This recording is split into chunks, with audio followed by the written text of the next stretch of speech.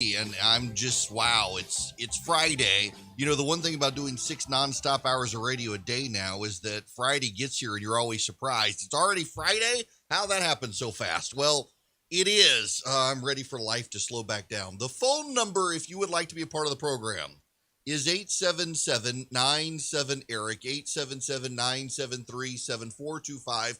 My goodness gracious, the way the world has changed almost overnight. I'm going to play you several pieces of audio here in a row because I've got to put all of this in proper context for you just so you understand. We begin with the director of the CDC, Dr. Walensky. Anyone who is fully vaccinated can participate in indoor and outdoor activities, large or small, without wearing a mask or physical distancing. If you are fully vaccinated, you can start doing the things that you had stopped doing because of the pandemic. We have all longed for this moment when we can get back to some sense of normalcy. Based on the continuing downward trajectory of cases, the scientific data on the performance of our vaccines, and our understanding of how the virus spreads, that moment has come for those who are fully vaccinated. That moment has come. It's time. It's time. Now, wait. There's more. I told you I got to play you a series of audio here to put all of this in context. Here now is Dr. Fauci. Well, again, you want to explain to them the rationale of what we're doing. We want virtually everybody to get vaccinated. What we're doing now with the relaxation of the restrictions on people who are vaccinated is trying to get back to a degree of normality, which people who get vaccinated deserve to have that. That's been one of the things that's been the concern, saying, if I get vaccinated, what difference is it going to make? My life hasn't really changed that much. Well, now your life is going to change that much. For people who are not vaccinated, this might be an incentive for them to get vaccinated. The decision that the CDC made was not as an incentive to get people vaccinated, but this could actually have the indirect effect of getting people to be incentivized to get vaccinated. There's Dr. Fauci. That's clip one. Now clip two from Dr. Fauci. I agree with that. I believe the school should be open 5 days, full blast, just the way it was before. That we really have to do that by the time we get to the fall. And if the kids are vaccinated, no masks required, right? Right. Well, again, I'm going to leave that to the CDC to make that decision, but I would think that certainly would be an option if the children are vaccinated not to have a mask. And the last one from Dr. Fauci. More than 40% of adults, we should note, still are not fully vaccinated. Some are partially, but not fully. There's no real way right now to track who's vaccinated, who isn't vaccinated. There's a lot of resistance to any sort of vaccine passport, but how are restaurants, airlines, others supposed to know if the people coming to their establishments or their vehicles without masks really have the right to well, we all have a right to do whatever we want, but really have the CDC guidance supporting their not wearing masks? Well, Jake, they will not be able to know. I mean, you're going to be depending on people being honest enough to say whether they were vaccinated or not, and responsible enough to be wearing a mask, not only for their own protection, but also for the protection of others. And by the way, even though we will not be, and what we've said this many times, Jake, we will not be mandating vaccine passports from the federal level, there are going to be institutions clearly that are going to be saying, and that could be airlines. We know certain colleges are also saying, if you're not vaccinated, you're not going to come on campus to classes in real time. And there are going to be some institutions that might be saying the same thing. So although the federal government wouldn't be mandating to have a passport proving you're vaccinated, there may be organizations that will do that. All right. Now, you've got the CDC director there. You've got Dr. Fauci saying people who've been vaccinated go back to life. Schools should reopen, and there will be no federal vaccine passport. And now you got Dr. Wynn on CNN Well, I liked that part of what she had to say because I do think that we need to send the very clear message that vaccination is your ticket back to pre-pandemic life. But frankly, I was shocked by this announcement. I think they went from one extreme to another. And the major step that's missing here is, how do we know that people are telling the truth? We talked in the last hour about the honor code. I mean, if you're going to the grocery store, maybe you're fully vaccinated, you take off your mask at the grocery store. But who's going to be checking to see if others are also vaccinated? So what does that mean? If I'm bringing my son, my 4-year-old who's not fully vaccinated, now he's going to be in a grocery store potentially exposed to people who are not vaccinated, who could be of danger to him. And so I guess I am kind of befuddled as to where this guidance came from. I think there are a lot of steps that we're missing. I was expecting to hear something about outdoor mask guidance today. And also I was expected to hear if fully vaccinated people are around others who are known to be fully vaccinated, they can fully let down their guard. I wasn't expected to hear essentially that indoor mask mandates can all go, because that's what the CDC is saying. They're saying we don't need indoor mask mandates anymore. All right. Reason I play all this audio. You've got to wonder what the polling has shown, because for weeks now, it has been abundantly obvious there was no need for a further mask mandate, indoor or outdoor. Enough people have been vaccinated, more than a third of the country. We've got about half the country now has probably had COVID asymptomatically or otherwise. We are somewhere near herd immunity, even as they've rushed out to say, no, we'll never get there. We'll never get there. And now you've got Anthony Fauci having to come out and saying, go on, live your life, get the schools reopened, and no government passport for vaccines. What is the polling showing Democrats? I mean, you've got a wholesale reversal, 2 weeks of ridicule. 2 weeks of ridicule on CNN even against the CDC's refusal to go with the science. And suddenly the CDC is, oh, well, let's open everything up. No passports, nothing. Let's go, go, go, go, go. What must the CDC and the White House know? What does the polling suggest? How bad is it for the government? It's got to be, they've got to be seeing this in polling. For this wholesale reversal, after 48 hours ago, the CDC was dogmatically saying, no, if you're inside, you got to do this. But then the last audio from Dr. Wynn. You know, so believe it or not, you all think CNN is liberal. It is. But CNN, the TV network, has nothing on CNN.com. CNN.com is a fever swamp of left-wing nonsense in ways you can't even appreciate. You just can't appreciate how unhinged left CNN.com is. You want a standard left-wing view, you go to CNN.com. But here, this is the crazy thing. So let me read you. They've got this left-wing guy. He is the male version of Jennifer Rubin at the Washington Post. And he's British and opines on American politics. The CDC's decision immediately raised a flurry of questions and consequences, including a debate over whether an agency often criticized for being too cautious has suddenly gone too far.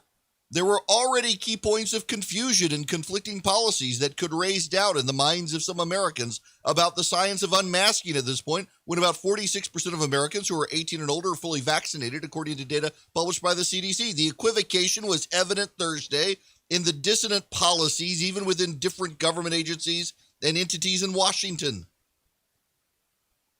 So we've gone from even liberals saying, hey, it's time to get rid of the mask mandate, to, oh my gosh, you got rid of the mask mandate. What are you thinking?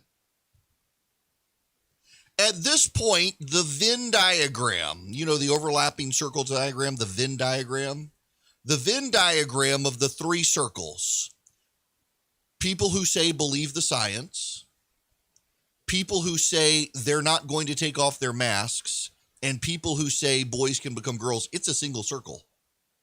Believe the science, but I'm not going to take off my mask and your boys can become girls. But believe the science. It's a single circle of anti-science people who say believe the science. There's actually you've got people out there who are already signaling that I'm going to be better than the people around me by continuing to wear my mask. Or you've got the scaredy cats out there. I've been vaccinated, but I'm going to keep wearing my mask. Do not shame anyone for continuing to wear a mask. There are people out there who are medically fragile, who have realized that the mask has kept them safe and they want to keep doing it. I was listening to a guy yesterday saying that he was very anti-mask until he was forced to wear a mask, and he realized he got through pollen season being outside a lot wearing a mask in his locale and did not have all the allergy issues that he had before.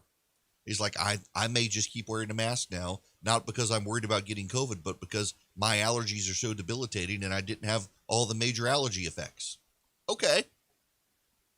I follow a man on social media who has decided he wants to keep wearing his mask because he's worried about all the other people out there, but also because he is medically fragile and he doesn't want to get the flu and all the other stuff. Okay. But I suspect what's going to happen is we're going to get a new aspect of the secular religion that we're watching shape around us, is that progressives in particular are going to be people who scowl at you when they can see your smile. They will no longer say, "Where's your mask?" but they'll scowl at you. And one of the things that is said, whispered, indirectly hinted at is, I have to trust the idiots around me. I mean, you almost get the hint of this, of, well, what about the people who go into a store and they're not wearing a mask, but they're not vaccinated? What should we do? You know, at this point, the burden is on them. Listen, if you don't want to wear the mask, you think the COVID is no big deal, and you wind up getting it and dying, God's got a sense of humor, and y'all can have a good laugh in the throne room of heaven. But at this point, the reason the CDC did this is because of a Cleveland Clinic study that showed that 0.3% of their vaccinated employees wound up getting COVID, and all of them were mild cases. We are now, according to the CDC data, I said a third of Americans, they're saying 46% of Americans are vaccinated now. So just about half the country is vaccinated. And we know that if you get COVID and you're vaccinated, you're going to have a very mild case. Bill Maher, the HBO Real Time with Bill Maher host, has COVID. He's fully vaccinated. He got COVID. And he's having no symptoms whatsoever. He could possibly give it to other people. They've shut down the show this week while he recovers. But he's having no effects at all. If you get the vaccine and you get COVID, the odds are you're not going to get it. My wife and I both got the COVID vaccine, and now it turns out that sometime in March, our kids most likely got COVID. Our son tested positive for the antibodies. He was very sick in March. He tested negative for COVID with the rapid test, which we now know is unreliable, and he may very well have had it. He did not spread it to anyone, nor did he give it to us. At the time, his school was requiring everyone wear masks. He wore a mask at school. He even had his temperature checked at the door every day. He had no fever. He had no symptoms whatsoever. But he could have spread it, and my wife and I, both vaccinated, didn't get it. He had no idea. And poor thing is now struggling with post-COVID effect. He's worn out all the time. He'll recover. He'll be fine. But the vaccines work. And the fact now that we have a bunch of progressives out there saying, hey, we aren't sure that you should go out of your house. We aren't sure that you should be around other people. We aren't sure we can trust Americans. That's really on them. It's really on them. If they don't want to trust other Americans, that's on them. That's not on you and me. You don't have to wear your mask anymore. Kroger has decided it's going to continue to demand that people wear masks. In Georgia, the government has gotten rid of all mask mandates. Now, even employees at restaurants do not have to wear a mask. It's nice to finally see their face again. It's nice, I have a hard time hearing. It's nice to be able to see their lips when they're talking so I can actually understand what they're saying now. But the left-wing freakout 2 weeks ago was, why isn't the CDC following the science? They followed the science, and now they're freaking out saying we're all going to die. No, you're not. If you want to keep wearing your mask, wear it, but don't expect the rest of us to. I really do like his opinion on things. Erick.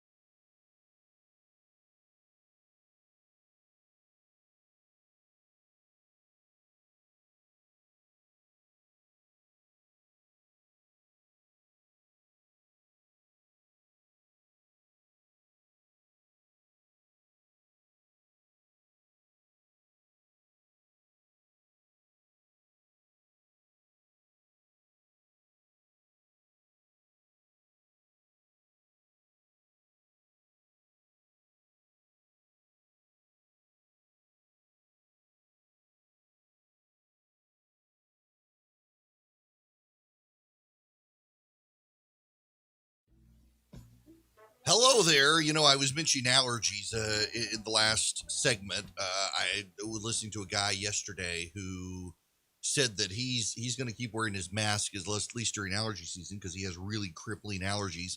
And while he's been wearing the masks he's been wearing, particularly the N95 mask, he hadn't had his debilitating allergies. You could get an Eden Pure thunderstorm and not have to worry about your mask. Right now, they've extended their offer from last week. You can get a 3-pack of Eden Pure Thunderstorm air purifiers. They are filterless air purifiers. You never have to worry about changing the filter. You will save $200. They're $187 for 3 of them. Normally they're $387. But just to make you understand what you got to do here, you go to EdenPureDeals.com. That's the website, EdenPureDeals.com. deals is plural, and you'll see my name. You click my name, and you will see you get a 3-pack of the Eden Pure Thunderstorm air purifiers. When you go to checkout, you'll see a discount code for checkout, and you've got to put my name in there, ERICK. If you don't, you're going to pay full price. If you put my name in, you will actually get a great discount. Now, here's the thing you need to understand about the Eden Pure Thunderstorm. It's going to take care of your mold. It's going to take care of mildew. It's going to take care of fungus, including black mold. It's going to take care of the odors in your house. It's going to take care of pollen. It's going to clean your air. It does not put something into the air to mask the odors. It actually gets rid of the odors, and it is a small device that packs a wallop. Go to EdenPureDeals.com, click on my name, get the 3-pack. When you check out, put my name in as a discount code. You will save $200. You will spend $187. You will get 3 of them. Shipping is free. It is worth it. EdenPureDeals.com. That's the website. That's where you want to go. So, all the data says that consumer prices are up, producer prices are up, energy prices are up, everything is up, inflation is on the rise, used cars are hard to find, new cars are hard to find, microchips are hard to find, lumber's hard to find, corn is up 50%, lumber's up 187%. The White House wants you to know it's a good thing. Obviously, we've seen over the last couple of days, to your point, some reaction to the CPI numbers that came out just yesterday. And, our view on that is it reflects the reality of an economy that's rapidly turning back on because of a successful economic strategy. And if you dig into the data, there are a couple of factors at play that I think people are taking a look at now that we've dug into the data more. So it looks like it's a good, now that we've dug into the data, it looks like it's a good thing. Allegedly, really, this isn't a good thing for the economy. It is not a good thing for the economy.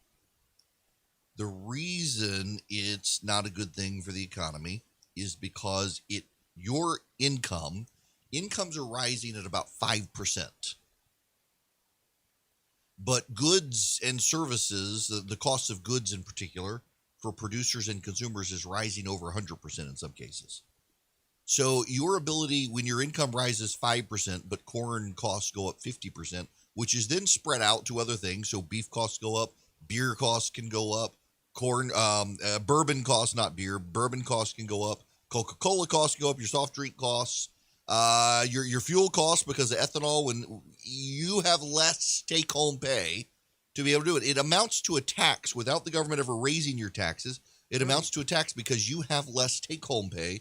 As inflation goes up, you can spend less in an overheated economy. And then interest rates have to rise to slow it down, and that causes the government to be able to spend less to cover the national debt payment, which means taxes go up. 15. It's not a good situation. The fact that the Biden administration is waving their hand saying, no big deal, should worry all of us that they're not serious. The possibility of lung cancer can be pretty scary, especially if you're one of approximately 8 million current or former smokers.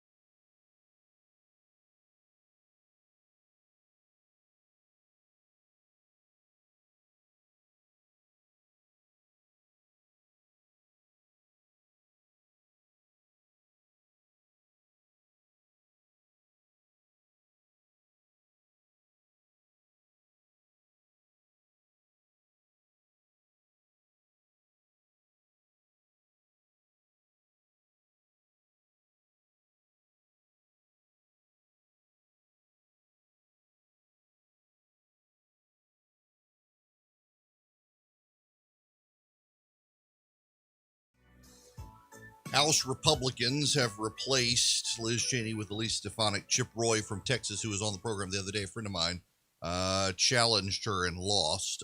Elise Stefanik is one of the more liberal members of the Republican conference, and she says she'll only do it this year. We will see. I actually think that's bad for the GOP. But, oh well. There's a growing divide among the states. What do we do about the unemployment situation? Federal and state officials who spent the last year trying to keep Americans safe in their homes during the pandemic are suddenly grappling with the opposite problem: how to lure them back to work.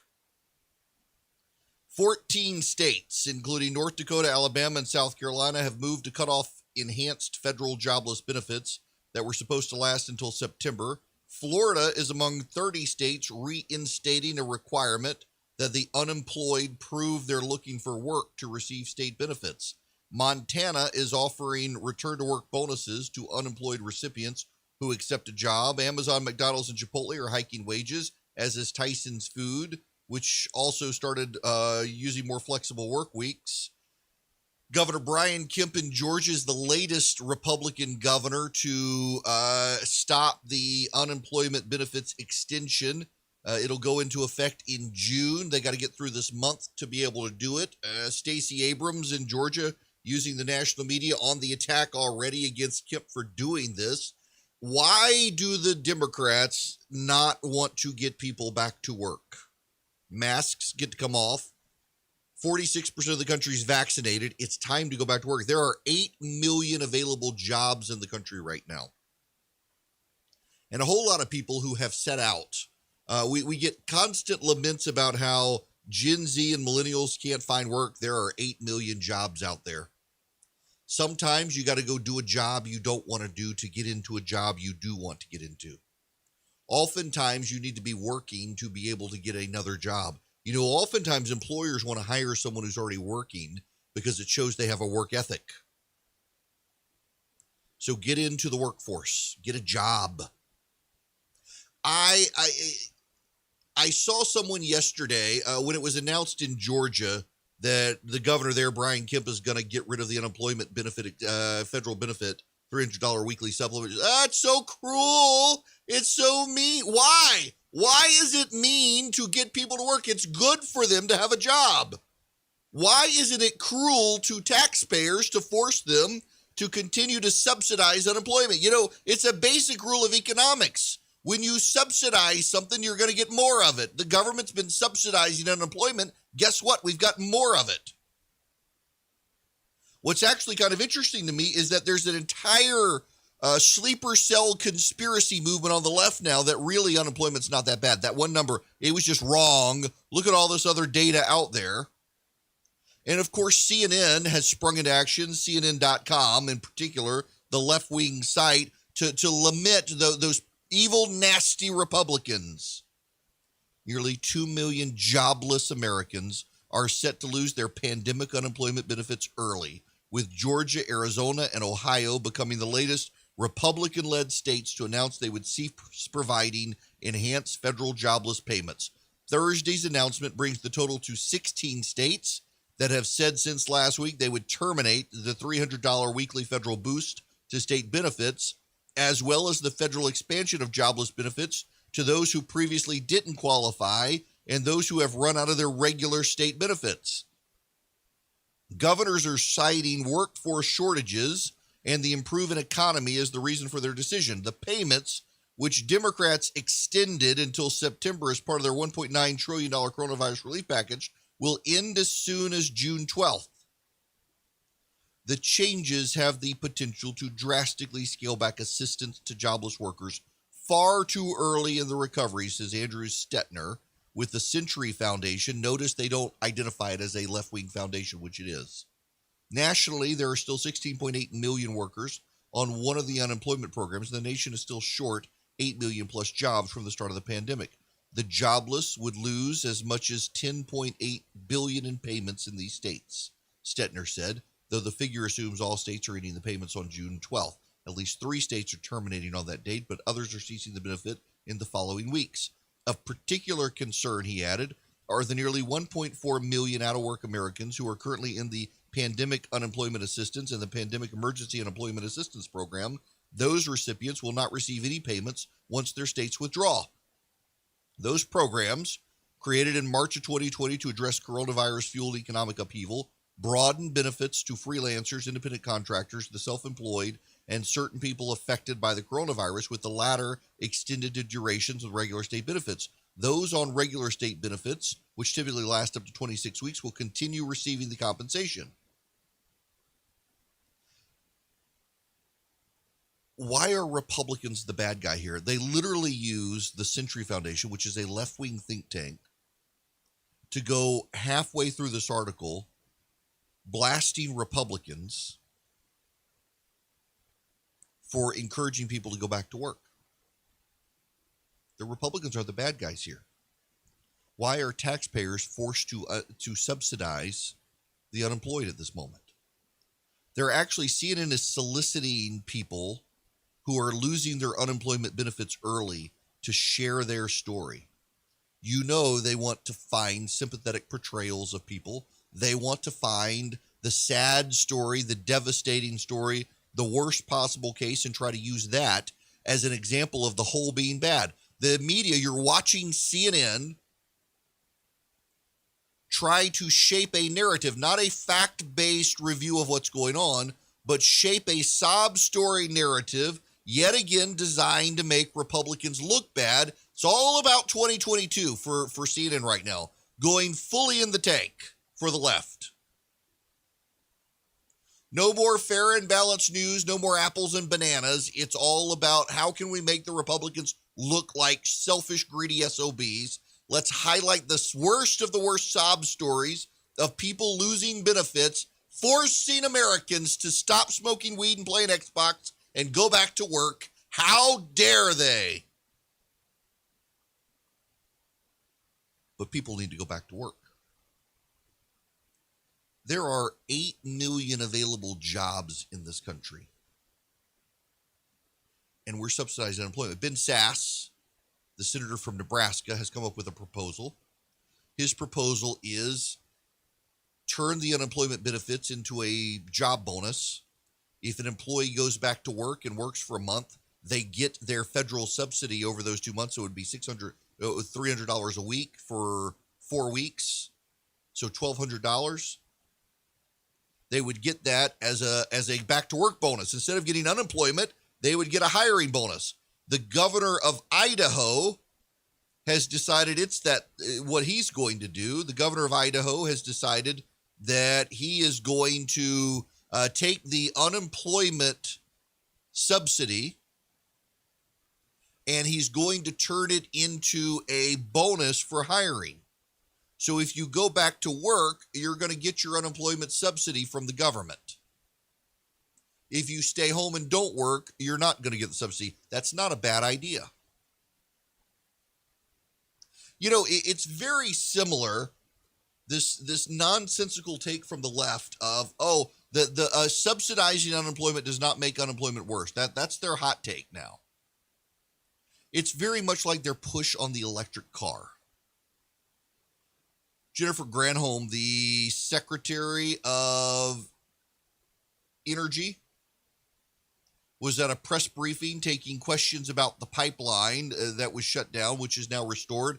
By the way, I drove from my house to Atlanta last night, about an hour and a half drive. And on the way up, a number of gas stations didn't have gas. On the way home, those same gas stations had gas. The gas is coming back online. Jennifer Granholm makes the case, if you had an electric car, you wouldn't have these problems. I see liberals. This is like Marie Antoinette saying, let them eat cake. Do you know how expensive a Tesla is? You want a Tesla? I mean, the most expensive Tesla, or the cheapest Tesla, is still more expensive than a lot of people can afford. You're going to pay for the Model S. You're going to pay $72,990 for the base model, and you're not going to get it until September or October. The Model X is their SUV. It costs $83,000, and you'll get it sometime between January and February. The Model Y, which is their new all-wheel drive SUV, you're going to get it. It's the cheap one, and it's still $45,690. It at least is available in 8 weeks. The Model 3 for Tesla, you're going to pay $33,690 for standard range.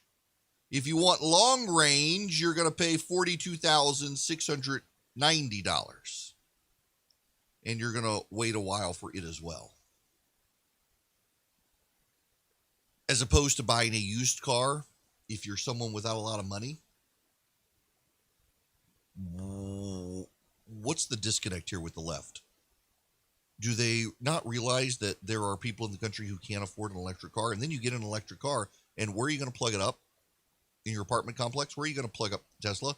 You know, a lot of government housing programs, they don't have high-speed plugs for Tesla. I guess you can go to the local Panera or somewhere. There are Tesla charging stations around. And go hang out at the charging station for 30 minutes because, you know, you're poor, you don't have a job. So you buy your Tesla and you go hang out in a parking lot for 30 minutes while it charges. Let them eat cake. Increasingly, what we're seeing is the left in this country is completely out of touch with reality and society. For example, this is a good example. The number of people on the left who believe that a restaurant or a small business should just raise wages high enough that it encourages people to get off unemployment and come back to work. That may work for a Fortune 500 company, but for a small business on Main Street where margins are tight or a non-chain restaurant, it's not going to work. You know, believe it or not, the owner of the restaurant also must make a profit because they survive with the profit. They use the profit for their own purposes. The profit gives them the incentive to run the business. Most of them are not employees of the business. I know it's shocking. For example, let me give you a personal example. So this program right here that you're listening to is my program. I own it. I syndicate it myself. I've got a small team around me. We handle our own ads. We handle our affiliate relations. We handle our syndication. I don't have an office. I do it out of my house, and I don't get money for it. I do not earn a salary for this. All of the money that comes in goes to pay the people around me, goes to pay the cost of operating the show, from the satellite cost to the equipment cost to everything else. Hopefully one day I'll be able to have an office. Hopefully one day I'll be able to have money. But right now, if I raise wages like the left wants for me to attract people to come, thankfully I don't have that problem. But if I did, guess what? Not only am I not making money right now, I have less money to cover the necessary expenses for the program. That's my small business. Now, my small business, I get to run it as I want because it's my small business. And thankfully, I do pay well, and I've got a great team around me. And we're out there looking for ads. We're out there looking for new stations. We're out there looking for all of this stuff. We're out there growing. And for someone on the left who doesn't run a business, is not an employer, and has no idea how it works, to go out and say, well, buy everyone an electric car and raise your wages high enough to compete with government using taxpayer dollars to subsidize unemployment, they're completely out to lunch. They have no idea how the real world works. None whatsoever how the real world works. And yet they're the people now setting policy. You know, when Donald Trump was president, say what you will about Donald Trump. I don't care. Say what you will. 70% of the people who worked for Donald Trump came from the private sector. With Barack Obama, it was the exact opposite. And with Joe Biden, same thing. Most of the people who surround Joe Biden and advise him have never worked in the private sector. They don't know how it operates. Again, say whatever you want about Donald Trump. The fact of the matter is he and his team knew how the economy worked because they had met payrolls. They had worked in the private sector. They knew the costs of government regulation and government taxes, and they knew what would happen if you subsidized unemployment. They knew it because they had lived it in their private lives. The Biden administration, a bunch of think tank governmental bureaucrats and nonprofit hacks. They have no idea what a small business in this country goes through. They've never lived that life. They don't understand it. And so their solution, the Secretary of Energy, a careerist government bureaucrat and politician, will just get everybody an electric car, and that'll solve your energy problem. Actually, it would create brand new energy problems. He doesn't just have a radio show.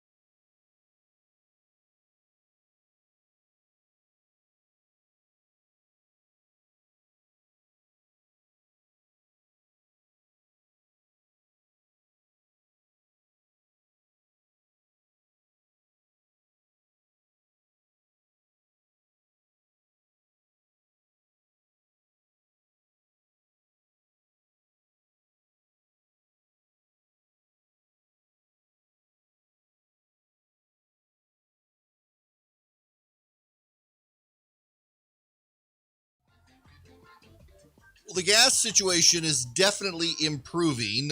There are a lot of gas stations still out up the eastern seaboard through Virginia, but overwhelmingly they're starting to get back online. You know, there's a new problem. Believe it or not, this is only in the 21st century would this be a problem. There are gas stations now that have gas, but they ran out of gas and people haven't gone back to those gas stations since. And so they're all still listed on the online platforms as without gas because no one's gone and said, oh, they got gas now. Let me go into Gas Buddy and tell them this station has gas again. The employees themselves are probably going to have to do it.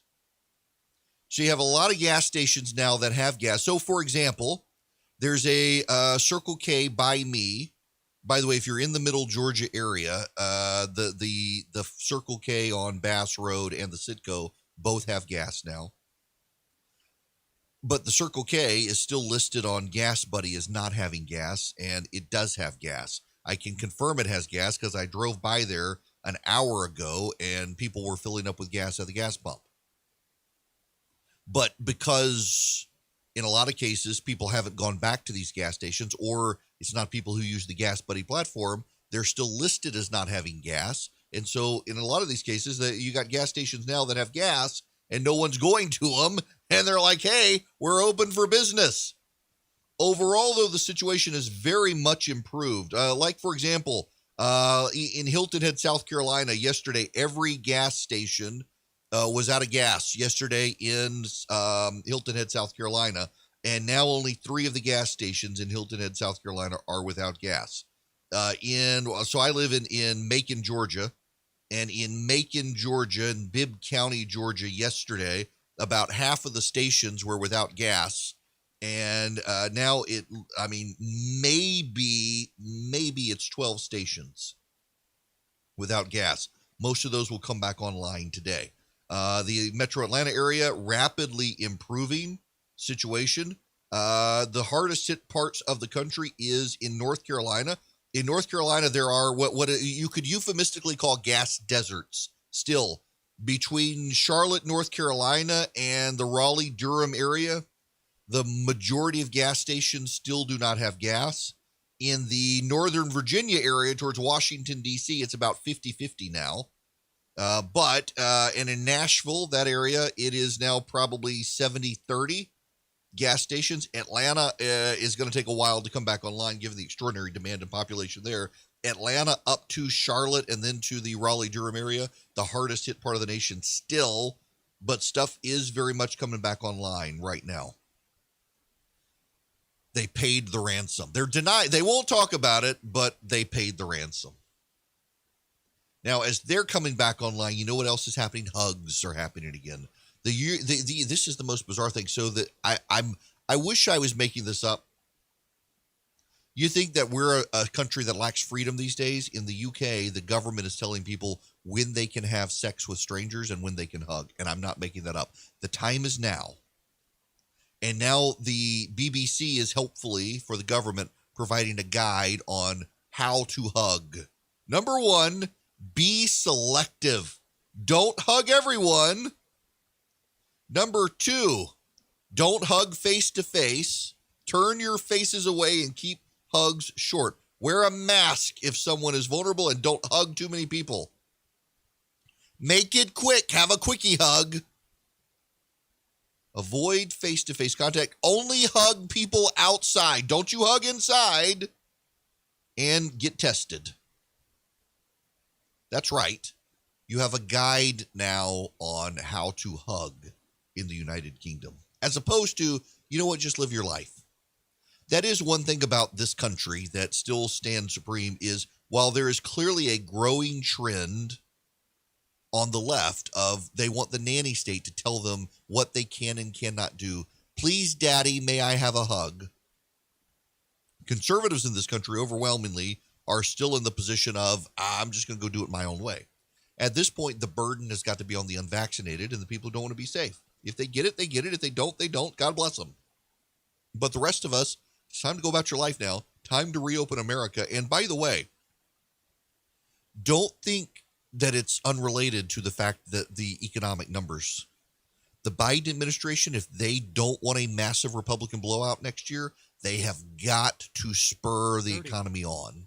And they can't spur the economy on with inflation on the rise and a bunch of unemployed people out. So they'll blast Republicans for getting people back to work. But notice they're not going to fight it because they really want those people to go back to work as well. They just want the Republicans to get the blame for making people go back to work to help them come 2022.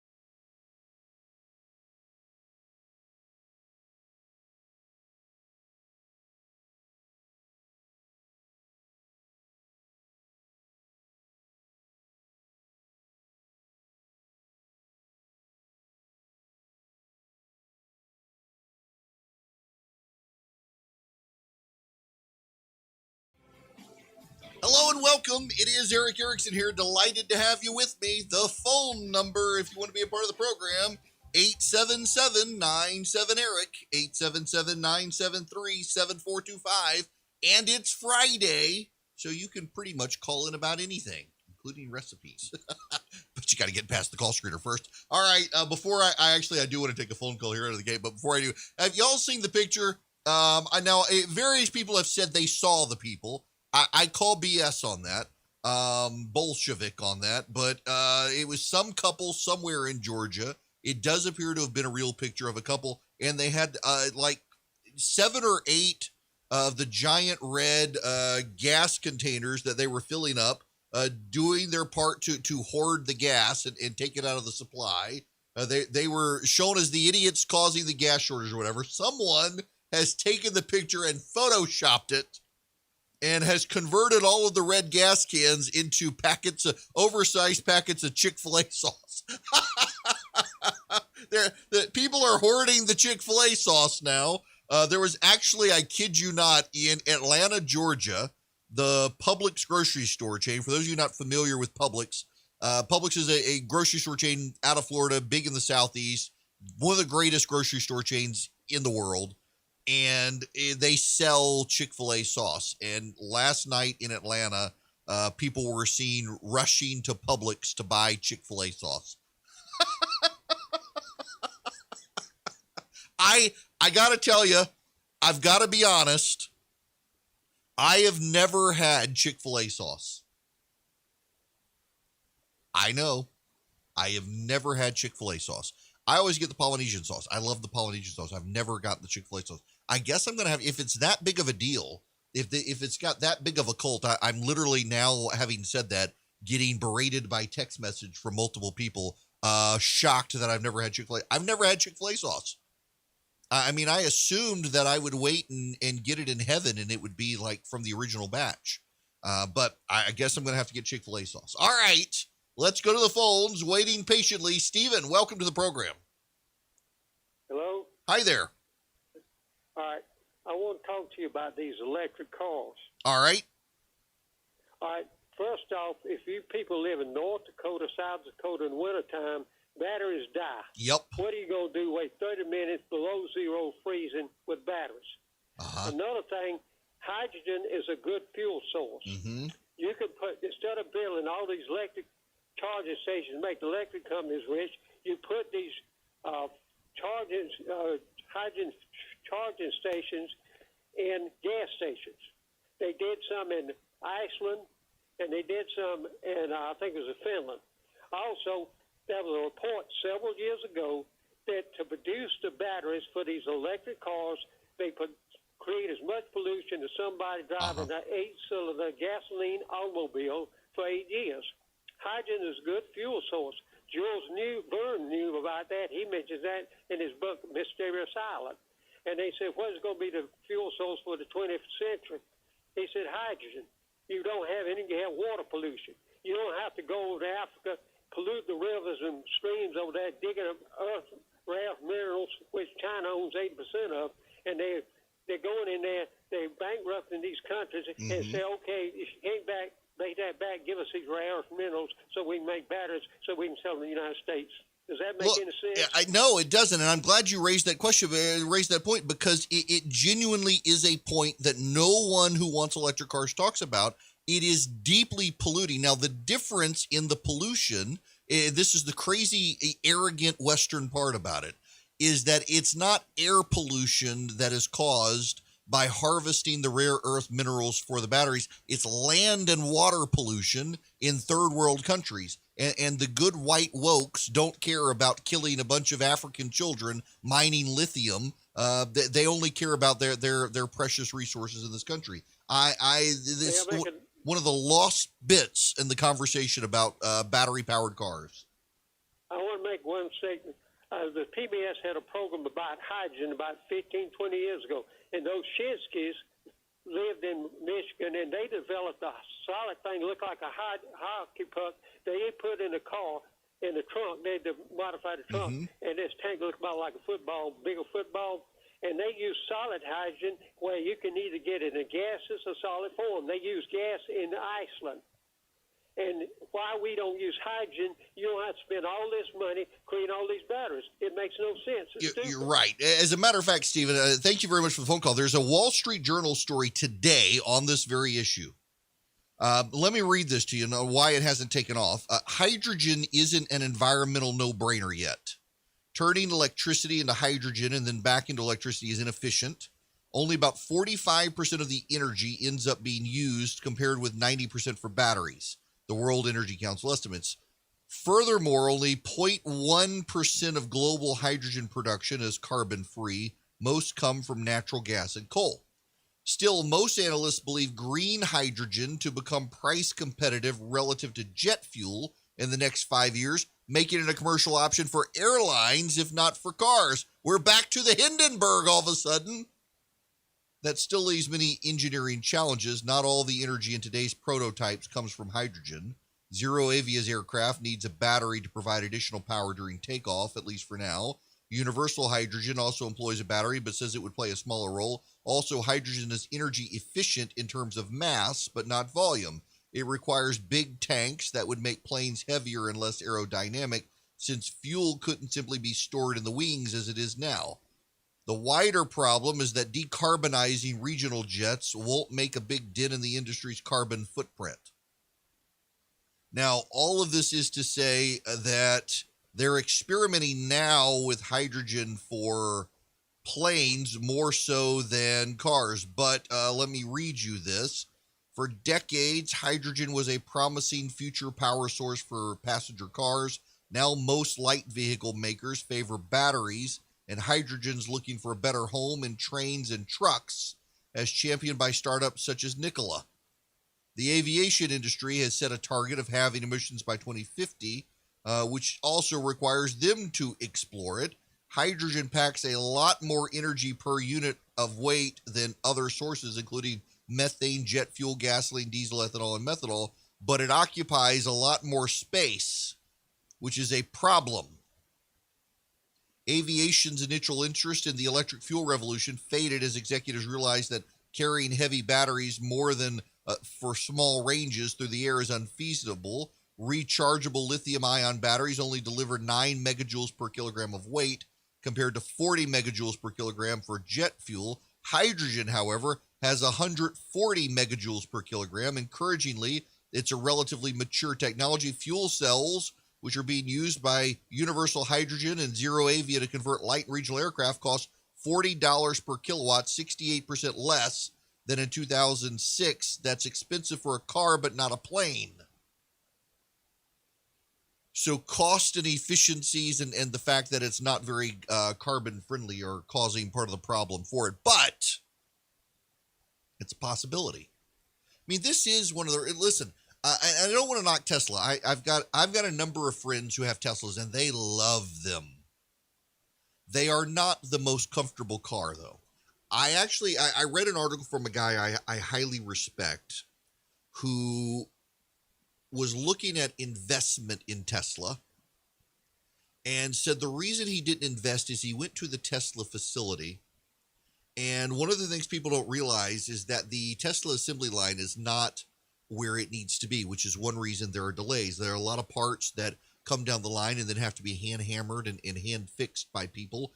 It's less machine robotic intensive than a standard line, than a standard automotive line. And he was saying once the big three automakers in the United States, Ford, GM, and Daimler Chrysler, figure out electric cars, Tesla is going to be in a world of hurt because Tesla doesn't build a comfortable car.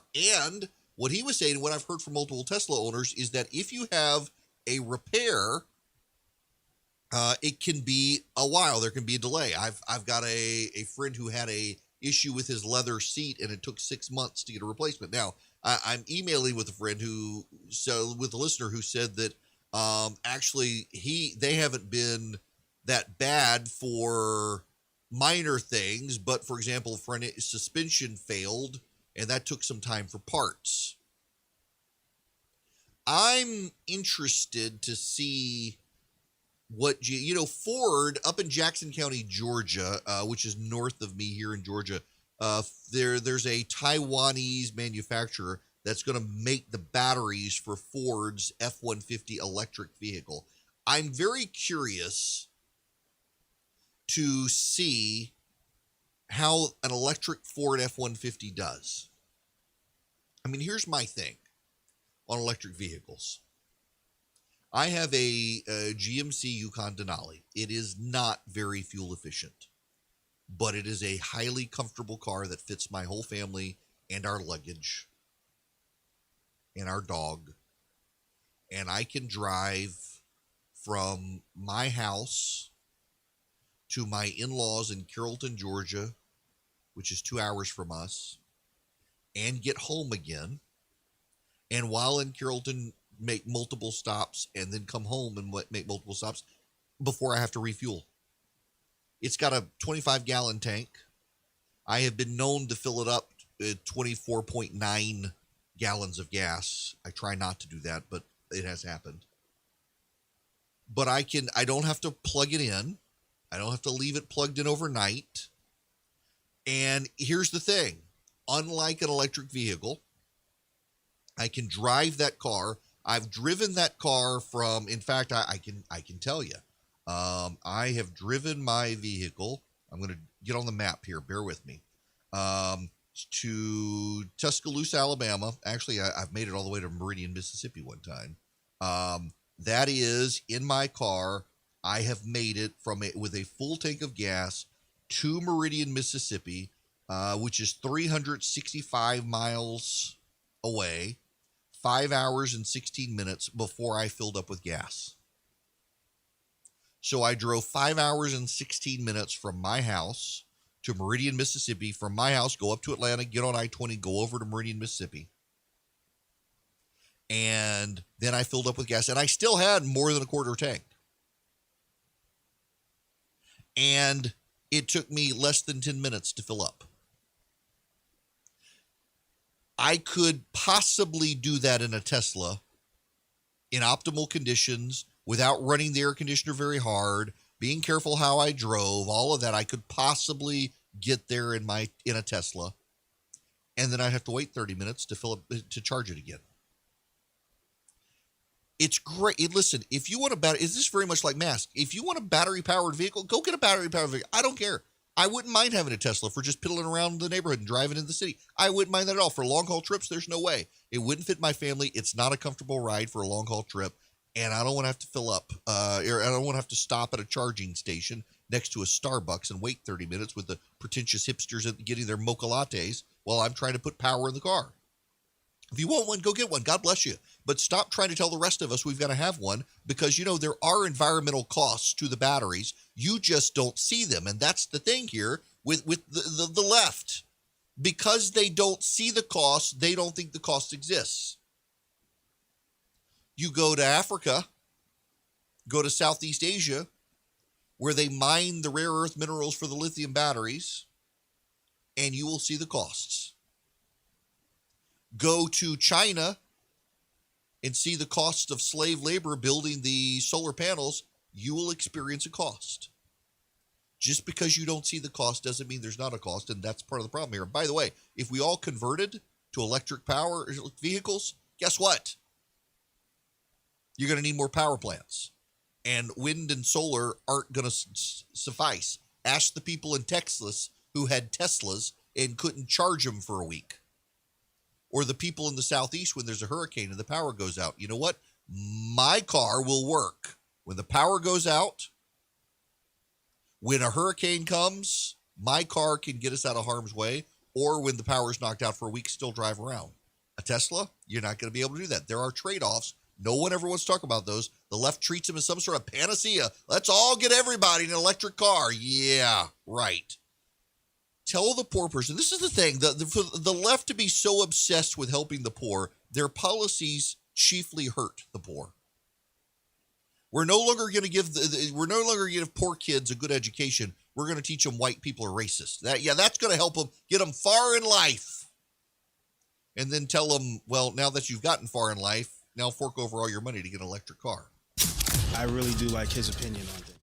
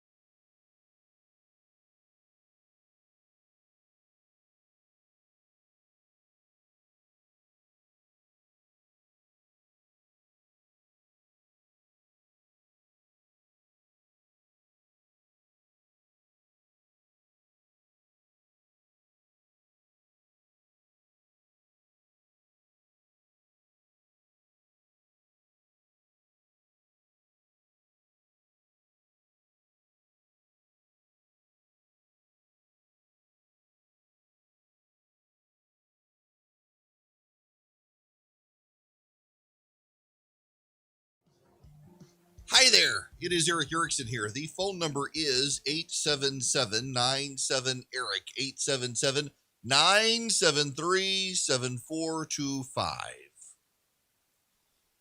There have been a series of anti-Semitic attacks, particularly anti-Jewish attacks around the country in the past week, including a bad one in New York City.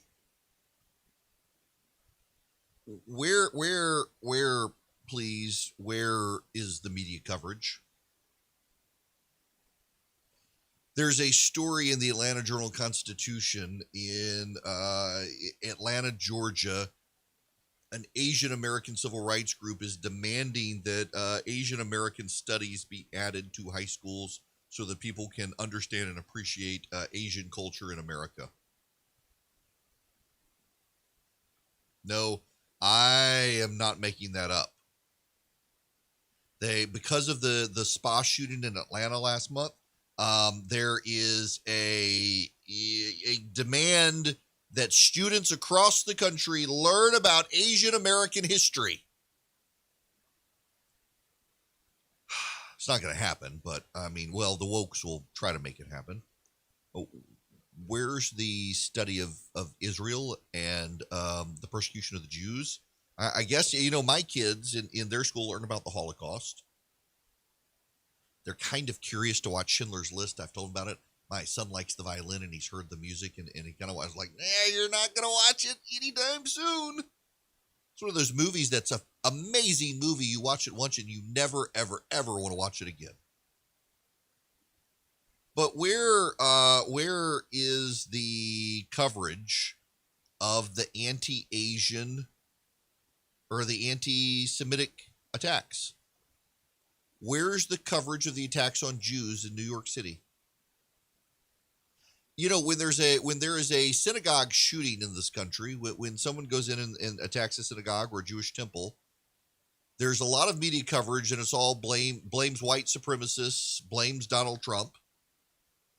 But in New York and in Oregon and in California and elsewhere, there have been a series of attacks on Jewish residents.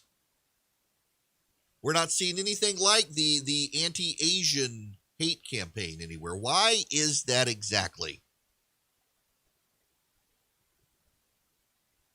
Well, when we come back, I want to talk about that because there's actually an answer for that. I also want you to know that speaking of these attacks, it turns out there's been a study out there, and increases in violent crime, in one case a jump of 61%, came after federal courts forced police reform in states. Most police agencies in recent federally court-ordered reform agreements saw a violent crime rate skyrocket immediately. The increase in violent crime rates, in one case by 61%, suggests that there are unintended consequences in the short term to the policing changes many Americans have demanded in the years since George Floyd's death. They have also given police unions another argument in their campaign against reforms. An Axios review of FBI and Justice Department data on all 12 agencies under consent decrees since 2012 found that 7 of them experienced jumps in violent crime rates in 2 years compared to the 2 years before they entered into consent decrees. Los Angeles, Albuquerque, New Mexico, Seattle, Washington, New Orleans, Louisiana, Maricopa County, Arizona, Cleveland, Ohio, and Baltimore, Maryland, all of which are controlled by Democrats. Seattle saw a 27% surge in its violent crime rate during the period following its consent decree. Albuquerque, New Mexico, a city that saw violent protests in 2014 following the shooting of a white homeless man, later experienced a 36% increase in violent crime rate. Before the consent decree, the city had seen a 30-year low in crime. Los Angeles County, a region of 10 million people, saw a colossal rise of 61% in its violent crime rate following a consent decree with the Los Angeles County Sheriff's Department, an agency with a troubled history among Latinos and black residents. Municipalities with less than 50,000 people that entered into consent decrees saw violent crime rates decline. Ferguson, Missouri, that saw heated demonstrations 15. after the police shootings of Michael Brown in 2014, saw crime drop. 10. Of course, there was not a whole lot left there to deal with.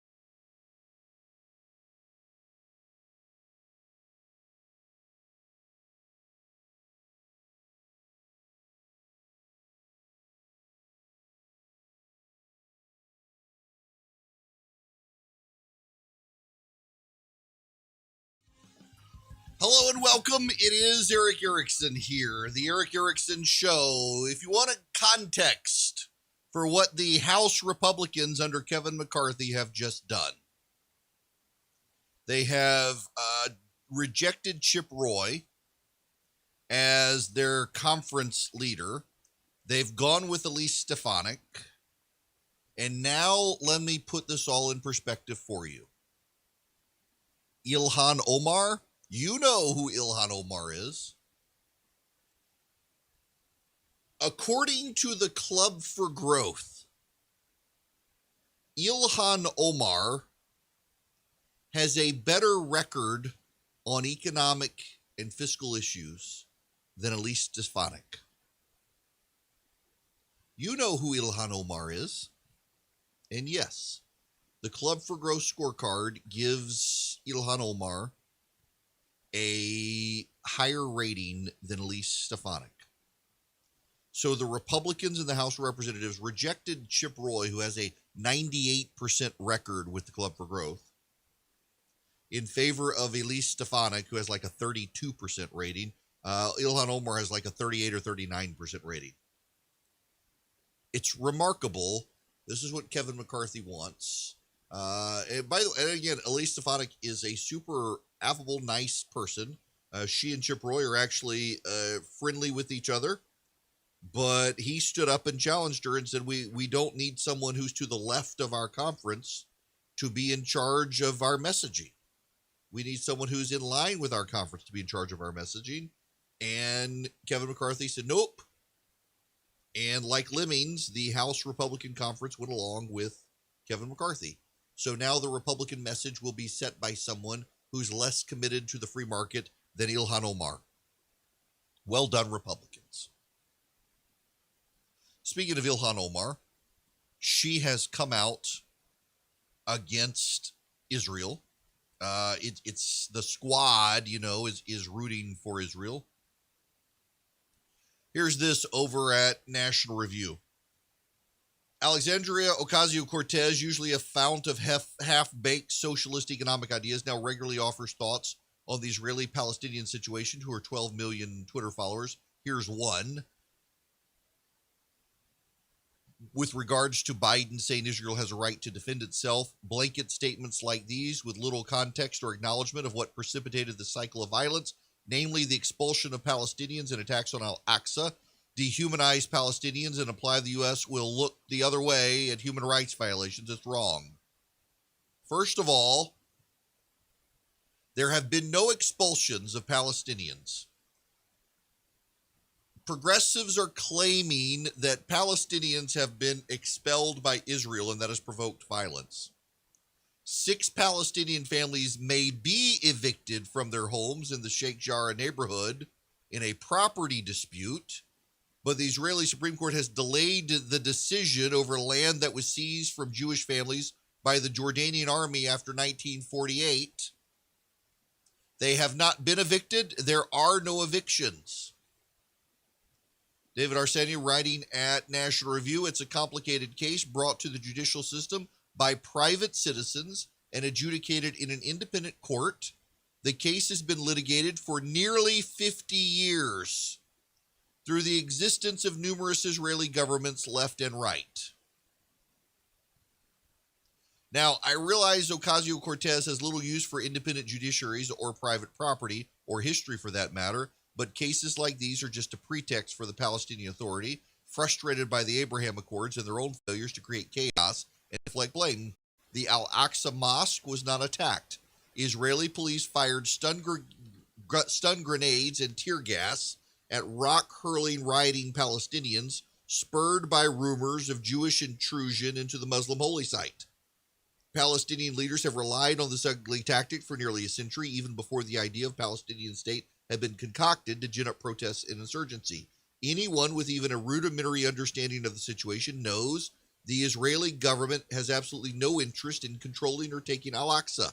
If they did, they would never have handed the administration of the site over to Muslim authorities. If they did, the Israeli military wouldn't be rerouting Jewish marchers celebrating the reunification of Jerusalem to placate Palestinians. Other squad members, such as Ilhan Omar and Rashida Tlaib, openly spread blood libel. If you listen to them, you'd think Israelis go around killing Palestinian children for kicks. It's odious. They're Jew haters, and there's no reason to pretend otherwise. To wit, Ilhan Omar tweeted, Israeli airstrikes kill civilians in Gaza. It's an act of terrorism. Palestinians deserve protection. Unlike Israel, missile defense programs such as Iron Dome don't exist to protect Palestinian civilians. It's unconscionable not to condemn these attacks on the week of Eid. Israelis aren't dying in numbers that satisfy Omar's sense of fairness, and if there is any moral equivalence between the actions of a genocidal theocratic terror group that targets civilians and a state that does all it can to protect its civilians, of course, we don't know how many Palestinian children have really died because Hamas lies and because around 30% of their Qassam rockets land on their own people. Iran's proxy, moreover, wants its people to die martyrs. They know that useful idiots in the West will use their tragic deaths in public relations efforts. In reality, Israel shows a preternatural restraint in these situations. Its responses are tactical, aimed at diffusing threats, not at punishing children. If Israel wanted to see suffering, they could instantly shut down electric power and clean water in Gaza.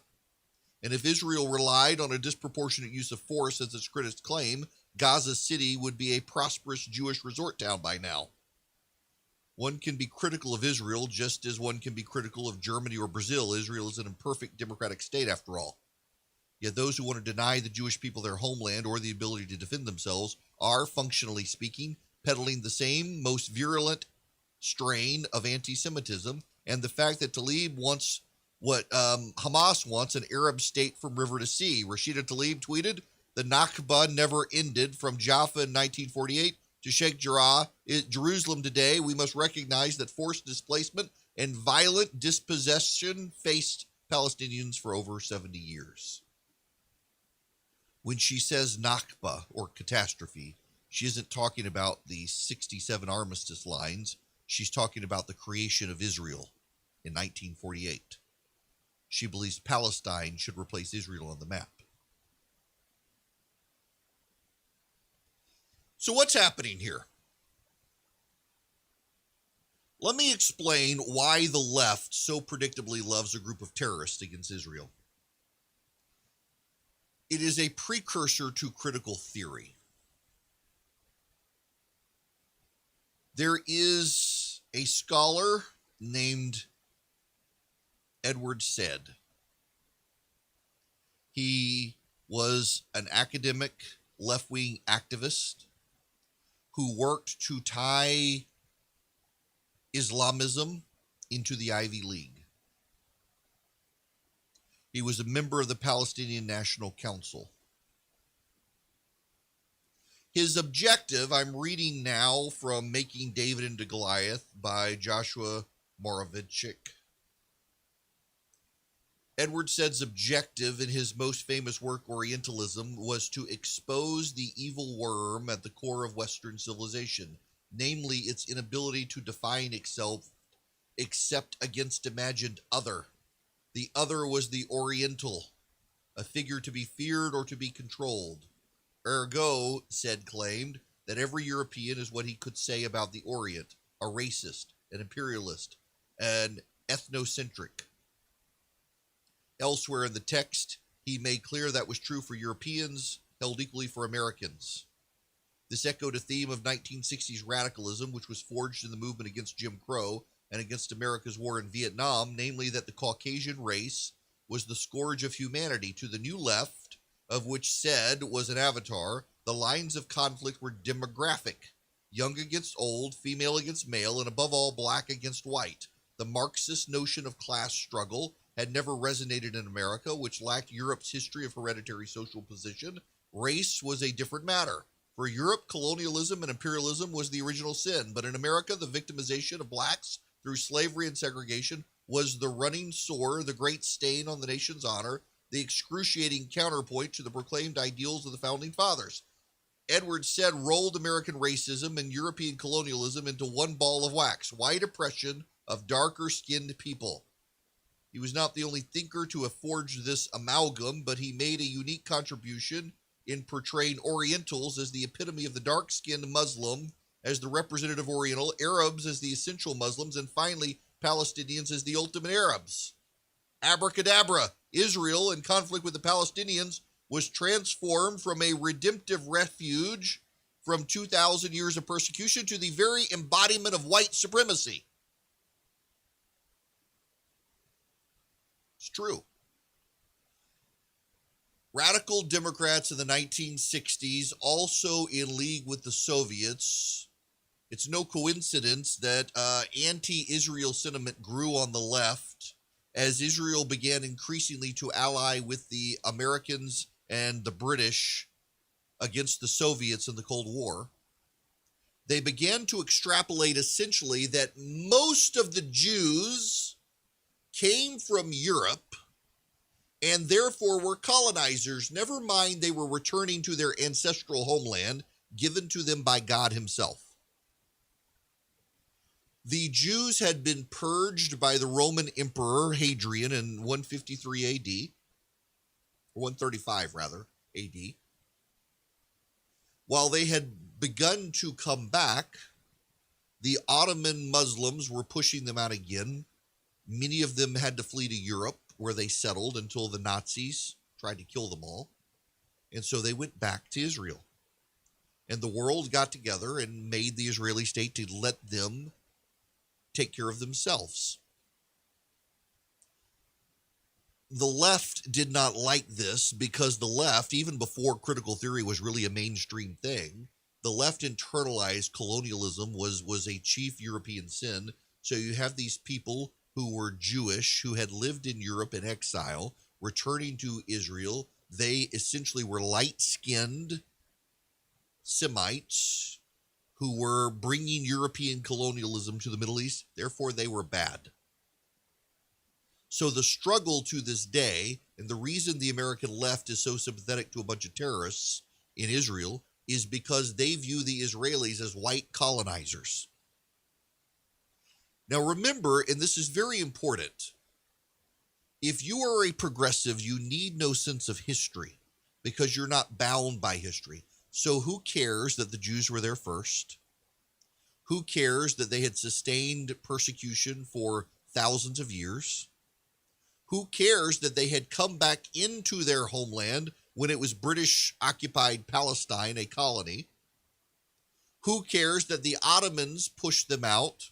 Who cares that the Nazis tried to murder them all and the entire world got together and said, let's let them back to their land? Because they went back to their land and the Europeans and the Americans blessed it, it must be bad because they're white colonizers. Now, this is from Benjamin Weingarten. The idea behind the transmogrification of Jews into white supremacists, in addition to once again reflecting a form of Holocaust inversion, is congruent to today's focus on privilege, and in particular white privilege.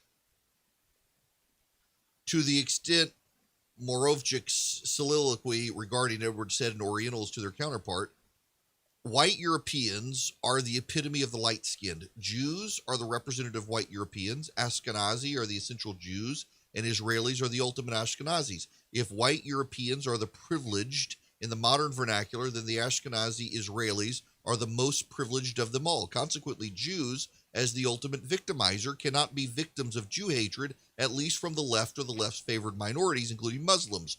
Jews' disproportionate fealty to progressivism, belief in a justice akin to social justice, and historic devotion to championing minority underdogs is no defense. It does not absolve them of their a priori sin, given their place in the privileged pyramid. The victims have come to include the Palestinians, in the belief that Palestinians have, as a rule, darker complexions than Israel's Ashkenazi Jewish population. The woke apply the implicit rule of their privilege hierarchy, which holds that melanin is the most reliable proxy for moral worth. In other words, if the Jewish people were black, we wouldn't be having a bunch of progressives attack them as terrorists. In fact, the Jews were returned to their homeland. The Palestinians are not really a people. They're a collection of groups of people. And the Jews are allowed to be there. The left hates them because the left has internalized colonialism and white privilege and judges people by their skin color. In fact, it is the left, it is the squad who are the racists here, and they're siding with a people because of skin color and because they've internalized colonialism as a sin and believe the Jews are white colonizers, and so they're the bad guys, even though they're not. Want to be on the show? Call Eric now at 87.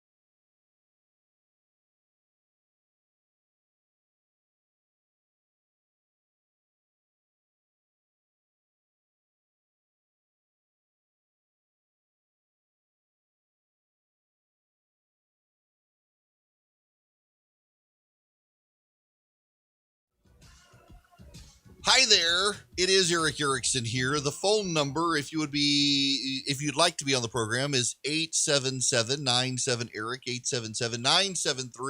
877-973-7425. Y'all, I gotta tell you, I am looking forward to Memorial Day weekend.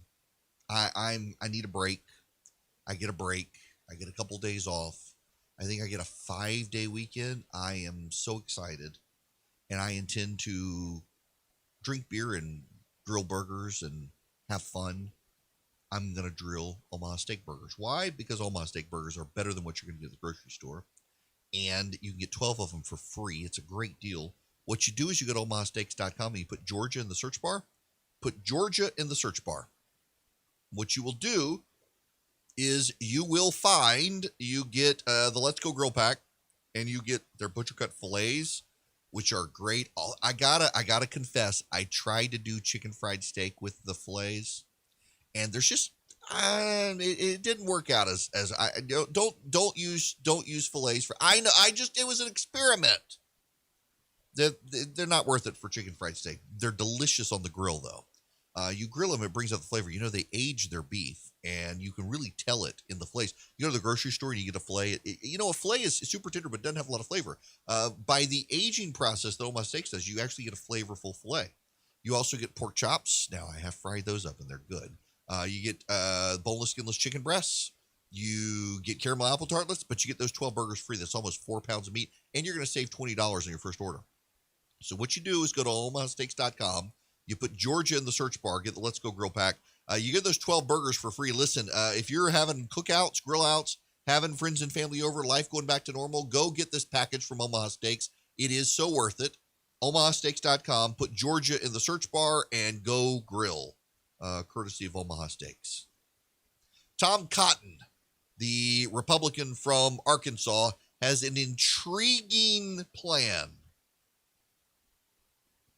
He wants to tax endowments of private universities. He's calling it the Ivory Tower Tax Act.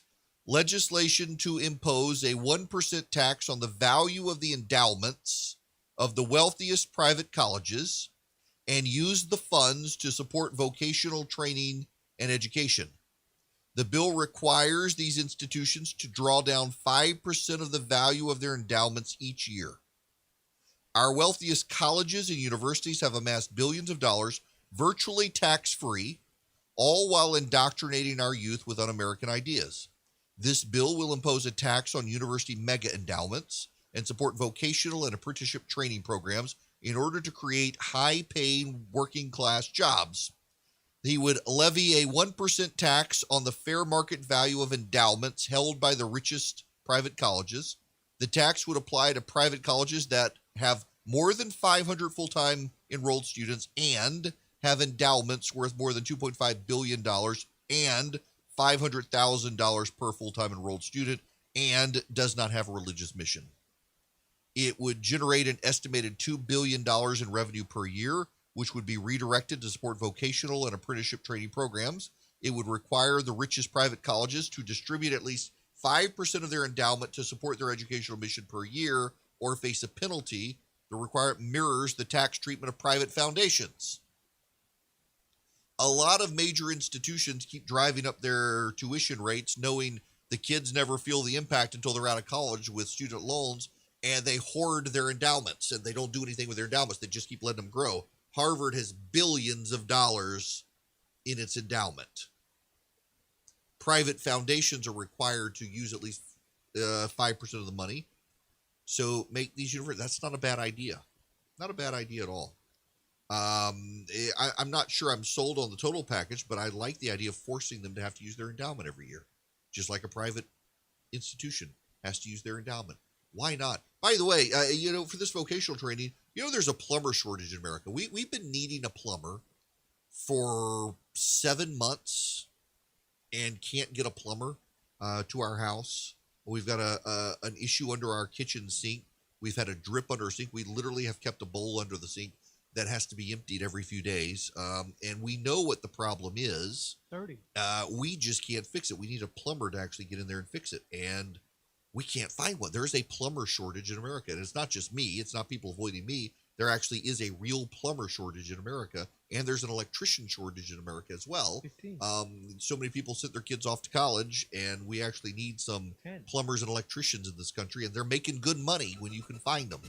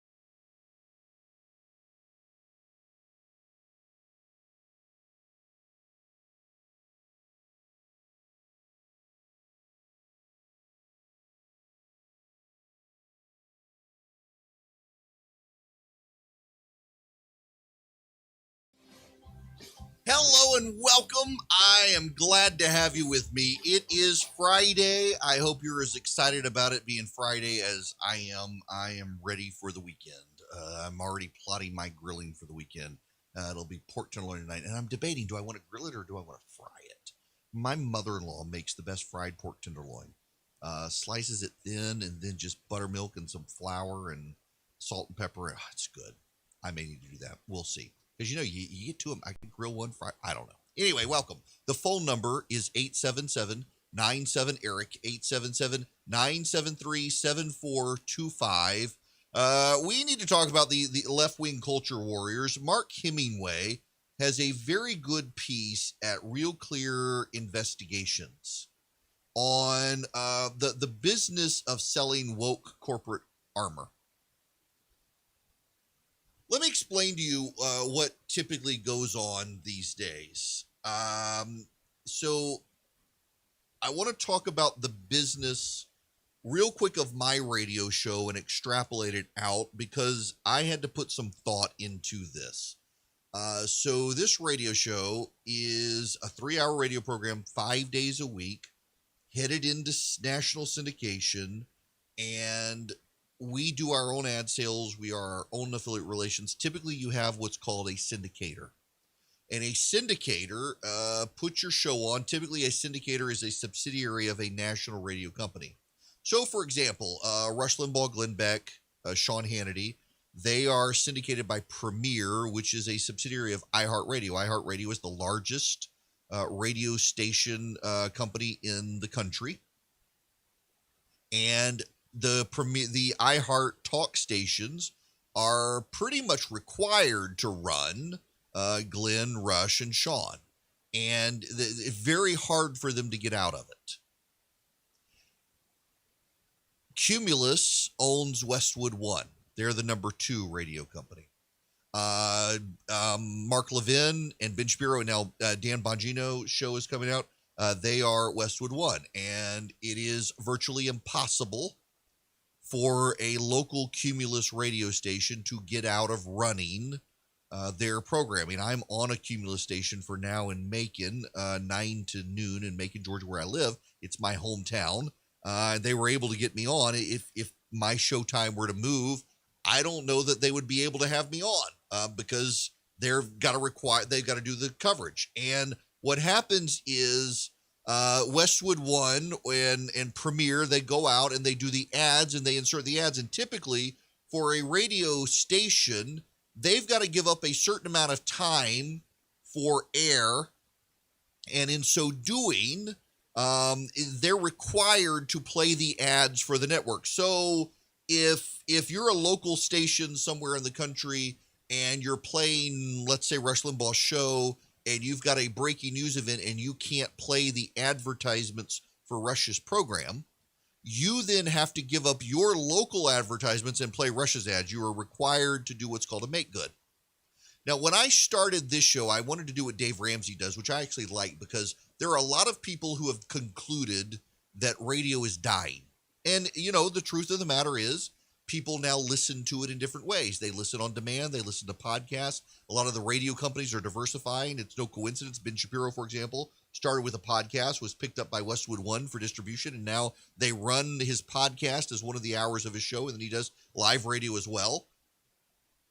I actually want to be on radio. I think I may be the last radio show host in America who actually wants to do an actual radio show, the podcast, as you can listen to the show on demand. But the way I do my show is I cover the events of the here and now today, and you should be listening live.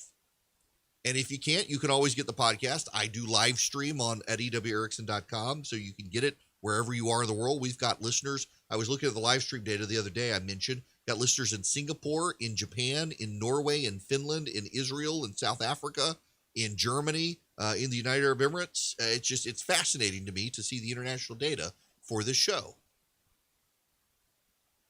And it's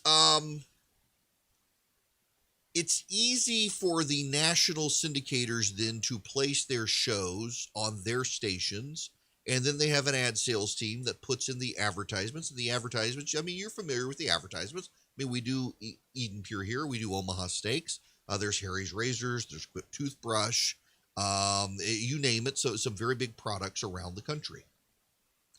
And what the left has figured out they can do is they can organize harassment of the advertisers to try to cost radio stations money.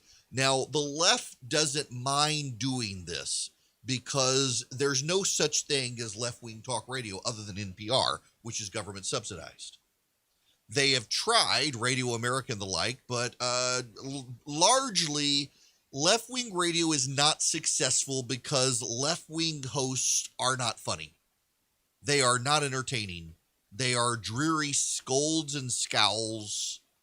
And who wants to be scolded all day long by some left-wing radio show host who finds everything not funny, unless you're laughing at Jews getting slaughtered or Christians being persecuted, which is about the only groups that a left-wing radio show host can laugh at. No one wants to do that. So the left has decided, we can destroy talk radio because we're not good at it, and we don't like them being able to get their message out without having to go through ABC, CBS, NBC, CNN, and MSNBC.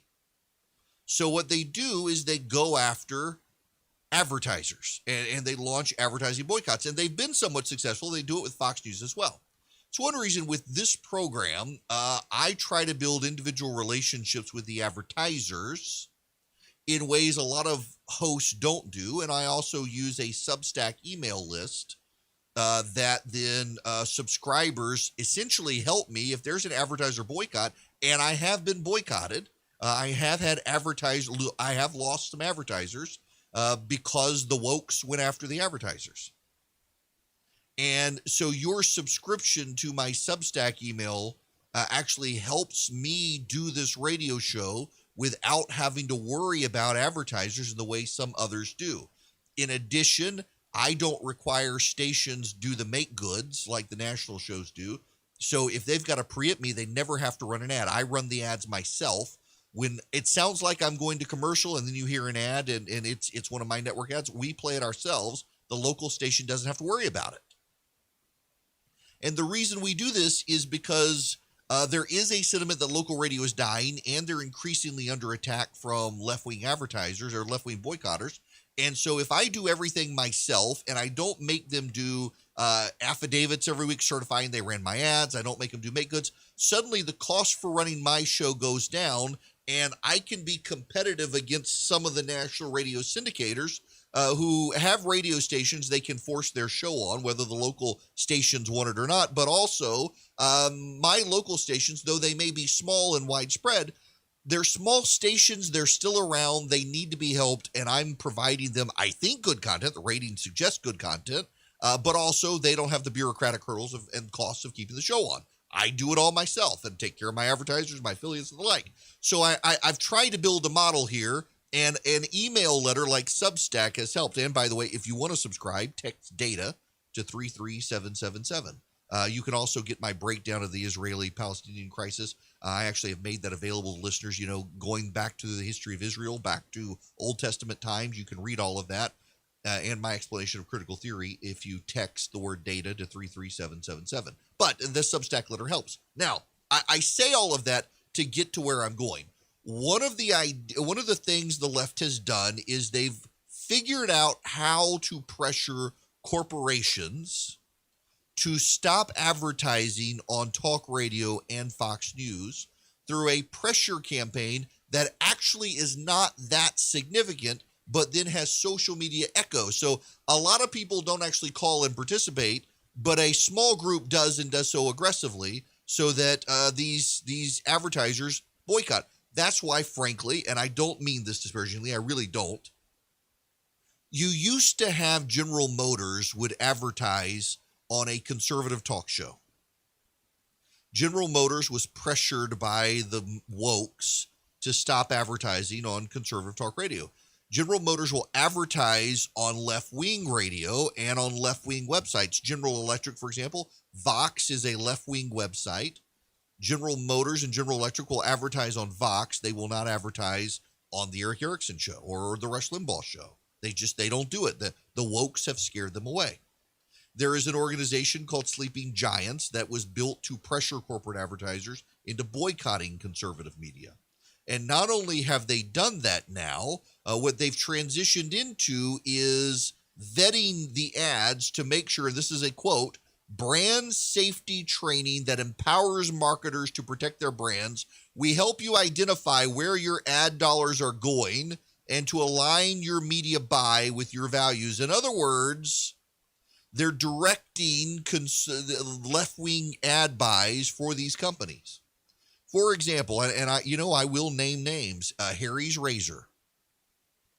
I lost Harry's Razor as an advertiser because the wokes complained, and the Harry's Razors is particularly left-wing centric these days. They go out of their way to advertise the Alphabet Gang issues and the like, and they dropped me I was certainly selling razors for them. And ironically, I'm still a customer because I actually think they're great razors. I'm not going to boycott the company, even though they boycotted me, because they make a good, reasonably priced product.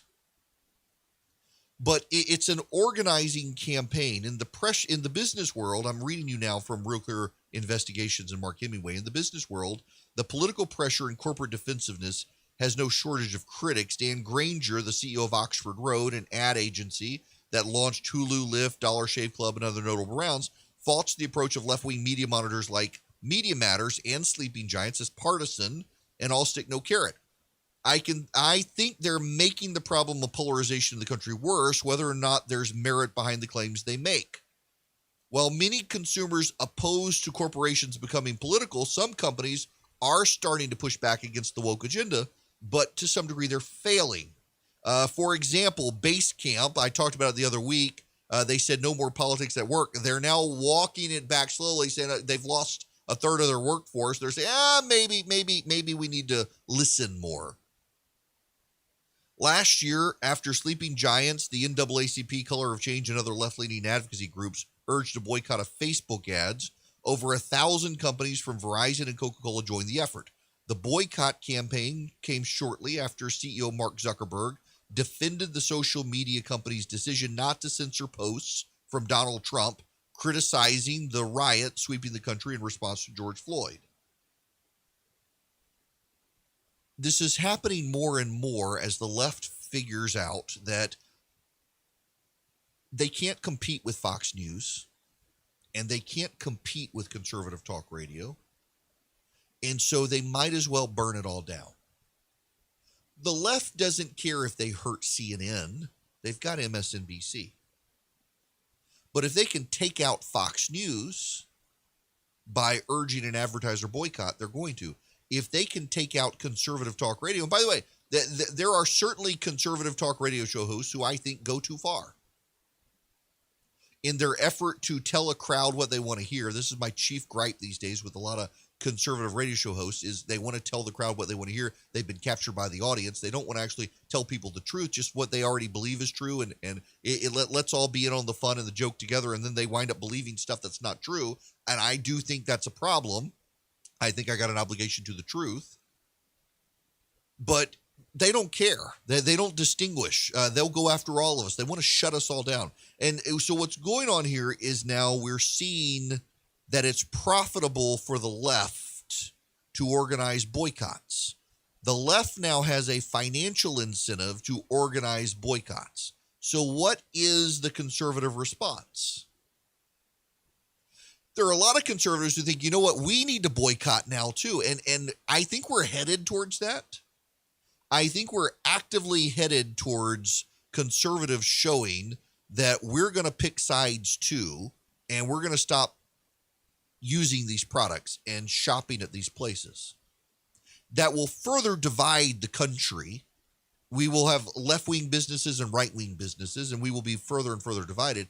What I propose and what I would suggest is that there should be a boycott, where instead of boycotting companies saying, I'm not going to shop here, you're very vocal about this company respects my values, I'm going to shop here. You never have to name the company that's not. You name the company that shares your values, and you go. Now, what's going to happen is they're going to be a target for the left shakedown. But if enough conservatives go in that direction quickly enough, the left's not going to be able to stop them from signaling, yes, in fact, I am on the side. But then there's something else here, if I can be very honest with you. My pillow's crap. Now, Mike Lindell has been advertising on conservative radio and building his product, and God bless him for doing so. I just don't find it to be a good product. And I just think if you're going to be a conservative and you're going to advertise and you're going to sell a product, make it the best possible product. Do the best product you can. I just don't find it to be a comfortable pillow at all. I know some people who like it, but the most people I know who buy it are people who buy it to show solidarity with Mike Lindell for being a conservative who had the president's back. And that's all well and good and fine, but they don't actually use the product. Make really good products and stand up to the wokes. And that is what the rest of, I think, America needs to appreciate here. And what corporate America is going to have to do is you got to stand up to the wokes or you're going to be taken over. And once they get into your company and take you over, your business practices will be forced to change to adhere to woke values in a way that stops you from being able to have business. But you, the listener who's listening to this program right now, need to understand there is an organized left-wing effort to this day to end talk radio in America, left and right, because the left doesn't think they're very good at it, and so they don't care if they burn it all down to the ground. And the best thing you can do, frankly, is stay engaged, keep it going, and also, watch Fox News. Stand up to the wokes by turning your attention to conservative media. I really do like his opinion on things.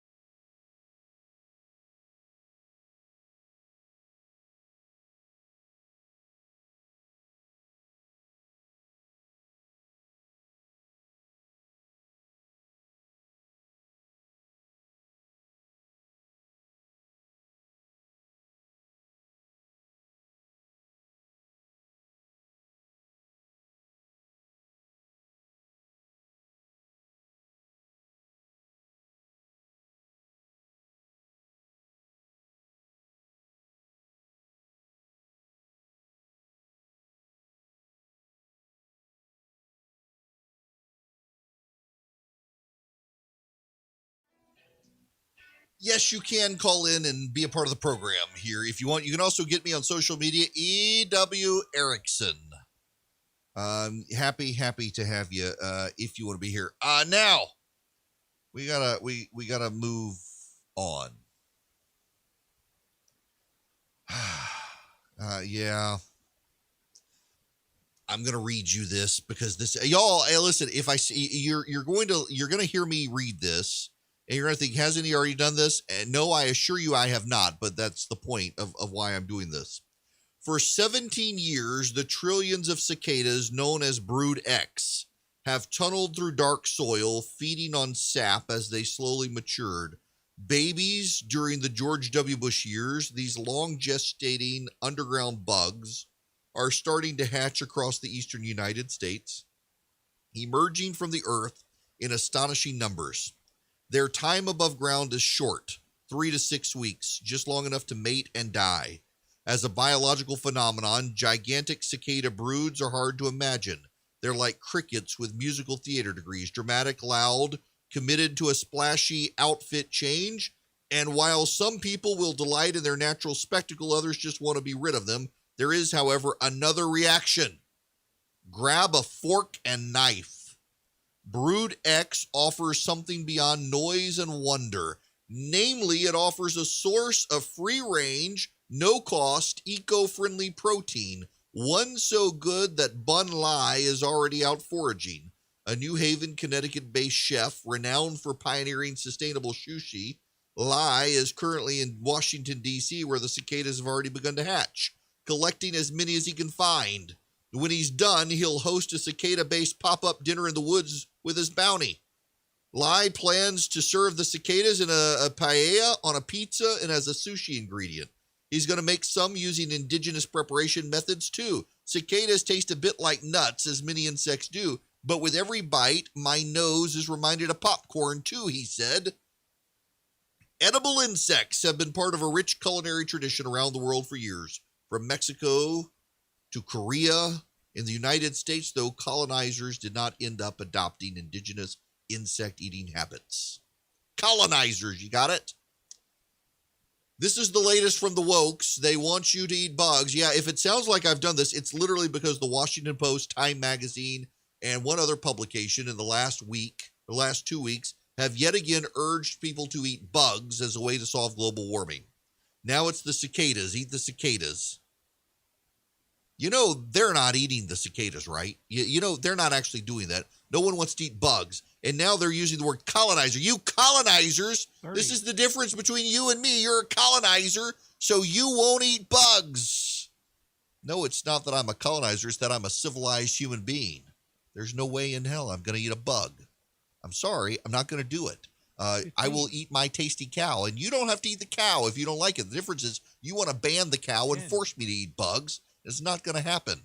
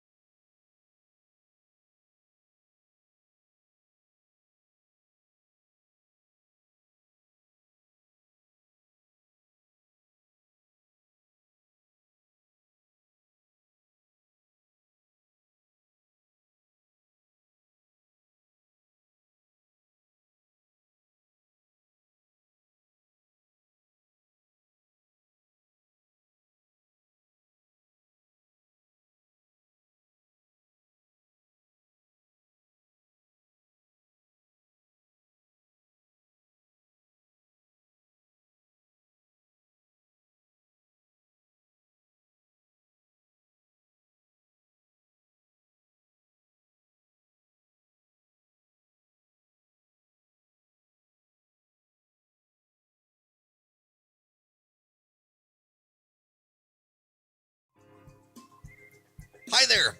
It is Erick Erickson here. Delighted to have you with me. The phone number is 877-97-ERIC, 877-973-7425.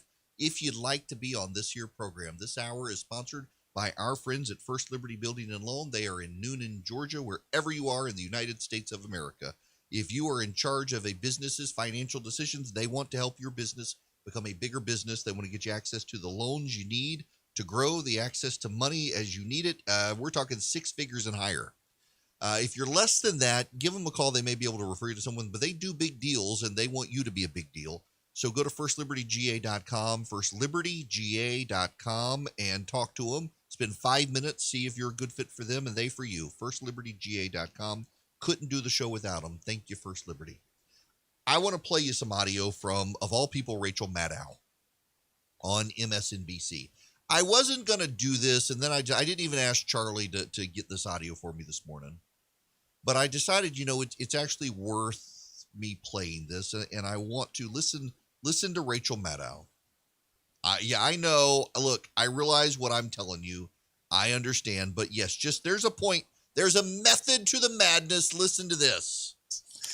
It is an amazing thing. I mean, I will just tell you at a personal level, I'm sorry for speaking of all that in such personal terms with Dr. Walensky, but when I was talking to people today about this new guidance and what to ask her, everybody had very personal feelings about it, and I realized I did too in all these questions. Part of it is that I feel like I'm going to have to rewire myself so that when I see somebody out in the world who's not wearing a mask, I don't instantly think you are a threat or you are selfish or you are a COVID denier and you definitely haven't been vaccinated. I mean, we're going to have to rewire the way that we look at each other because the CDC's guidance, which she just told me, we are sure, is that if you're vaccinated, you don't need to wear a mask except in very specific circumstances. And so that means as we change that as a country, we are going to look at each other differently and have to unwire our preconceptions about what a mask or a lack of a mask means.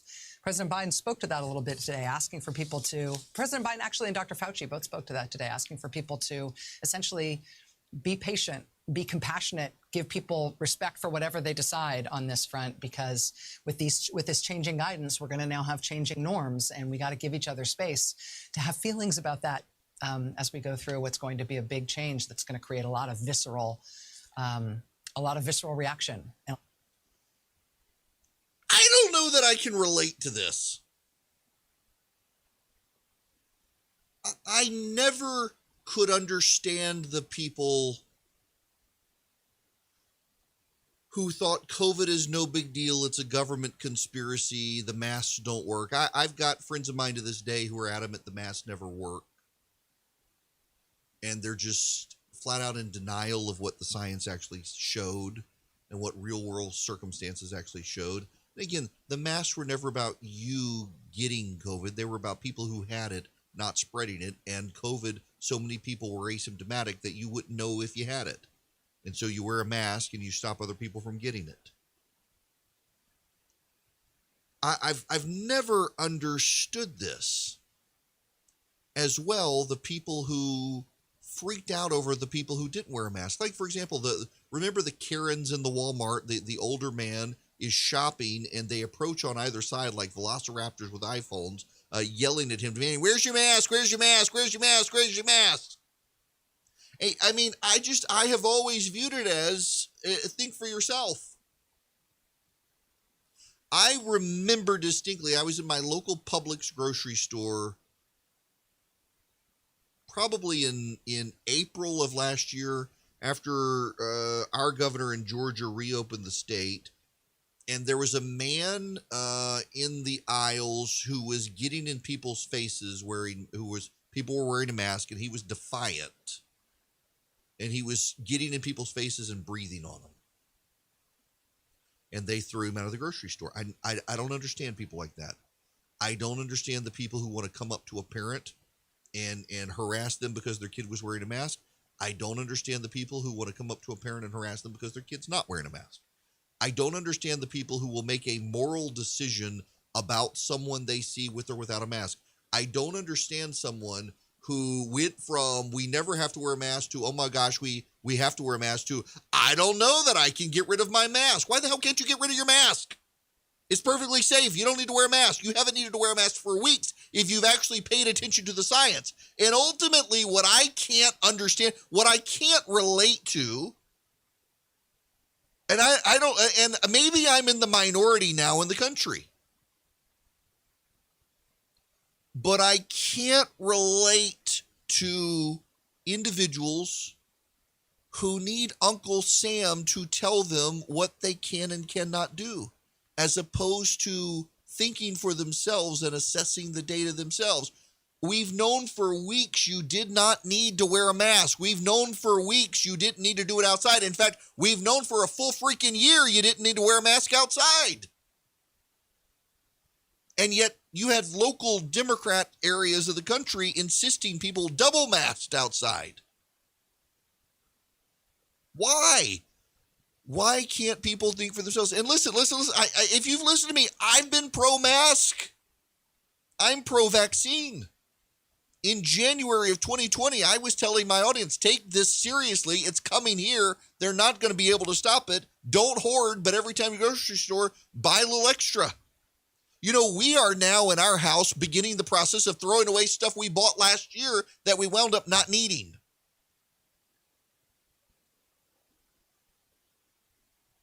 I've never understood the mentality, though, that I've got to wait for direction from the government to tell me what I can and cannot do, as opposed to, you know what, I'm a reasonable, intelligent, postgraduate educated American.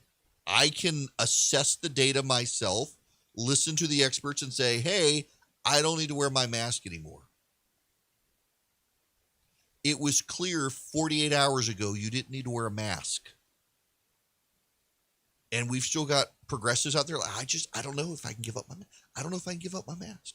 They have an easier time aborting their kid than aborting their mask. I can't relate to that. I've never understood those getting in people's faces, yelling, denying it. I know someone who died, who got COVID and died, and was convinced until the bitter end it was a government hoax until it was too late. Got COVID and died. I know someone who was convinced it was a hoax until he got it and wind up on a respirator. Thank God he survived. And he's like, yeah, it turns out it was really serious. I don't understand the people who actually have to get a deadly disease to understand it's a big deal. But I also don't understand the people who, and I try to be sympathetic. I try to understand we're all from different backgrounds, walks of life, where nowadays our media is so divided. People listen to what confirmation bias. Confirmation bias is the biggest danger in this country, not white supremacy. Unlike what the government says, it's on the left and the right. People consume the media that tells them exactly what they already believe and confirms all their pre-existing biases, and it's possibly wrong.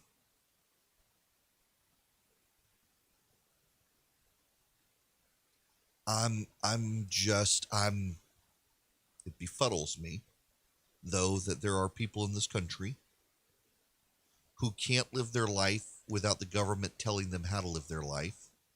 These are also the same people who want to tell the rest of us how to live our lives, by and large.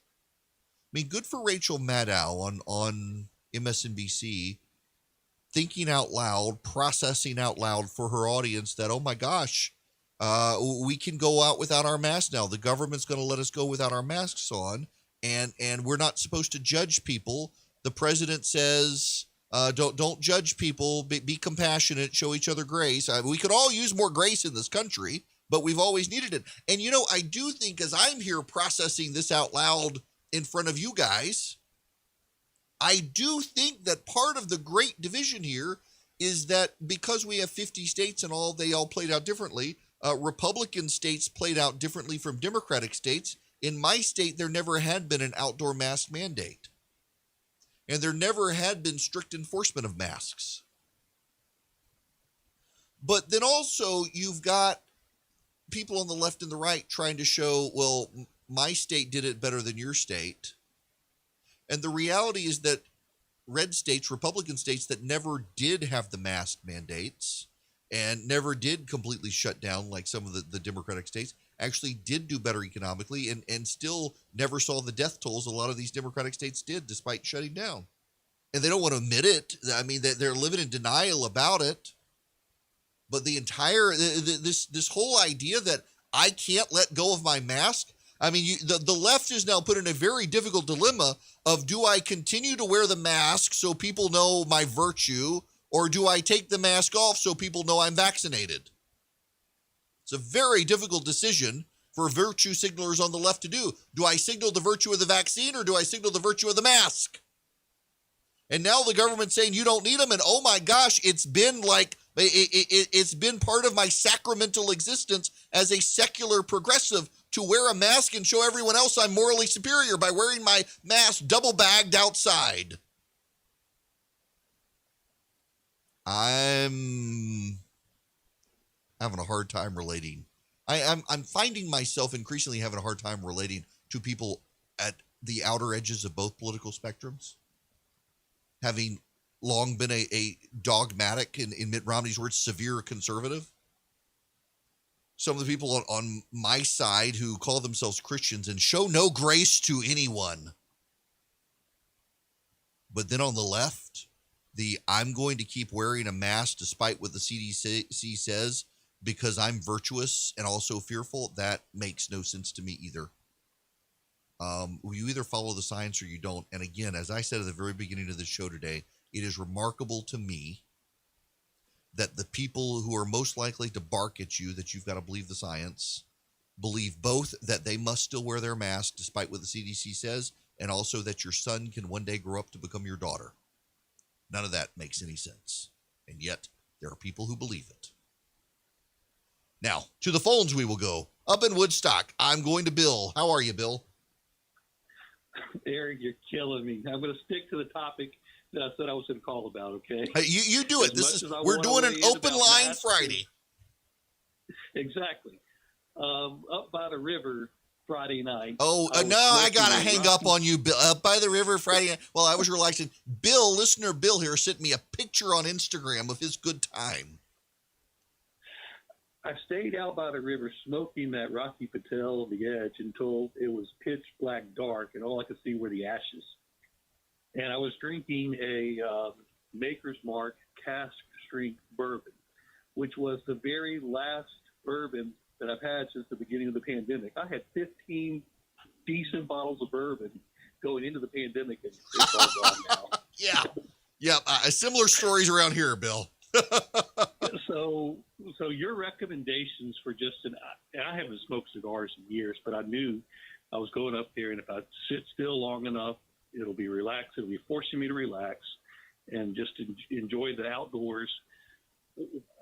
And now I'm finding myself wanting to get back into that and repeat it. So what are your recommendations for just average every weekend cigars and your newest bourbon choice? I've got a guy gosh. Some Eagle Rare.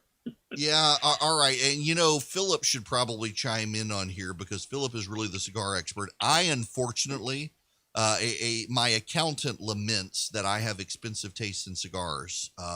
But I will tell you, the Arturo Fuentes Don Carlos cigar, which is reasonably priced, is a really good cigar. What's the one I like? There's a Fuentes cigar, and we'll see if Philip's actually at work listening to me if he replies back. There's a Fuentes cigar that has the wrapper. It's a clear wrapper, but it has Fuentes in gold on it. It says Fuentes, and then it has no wrapper on the cigar. Somebody is a curly head.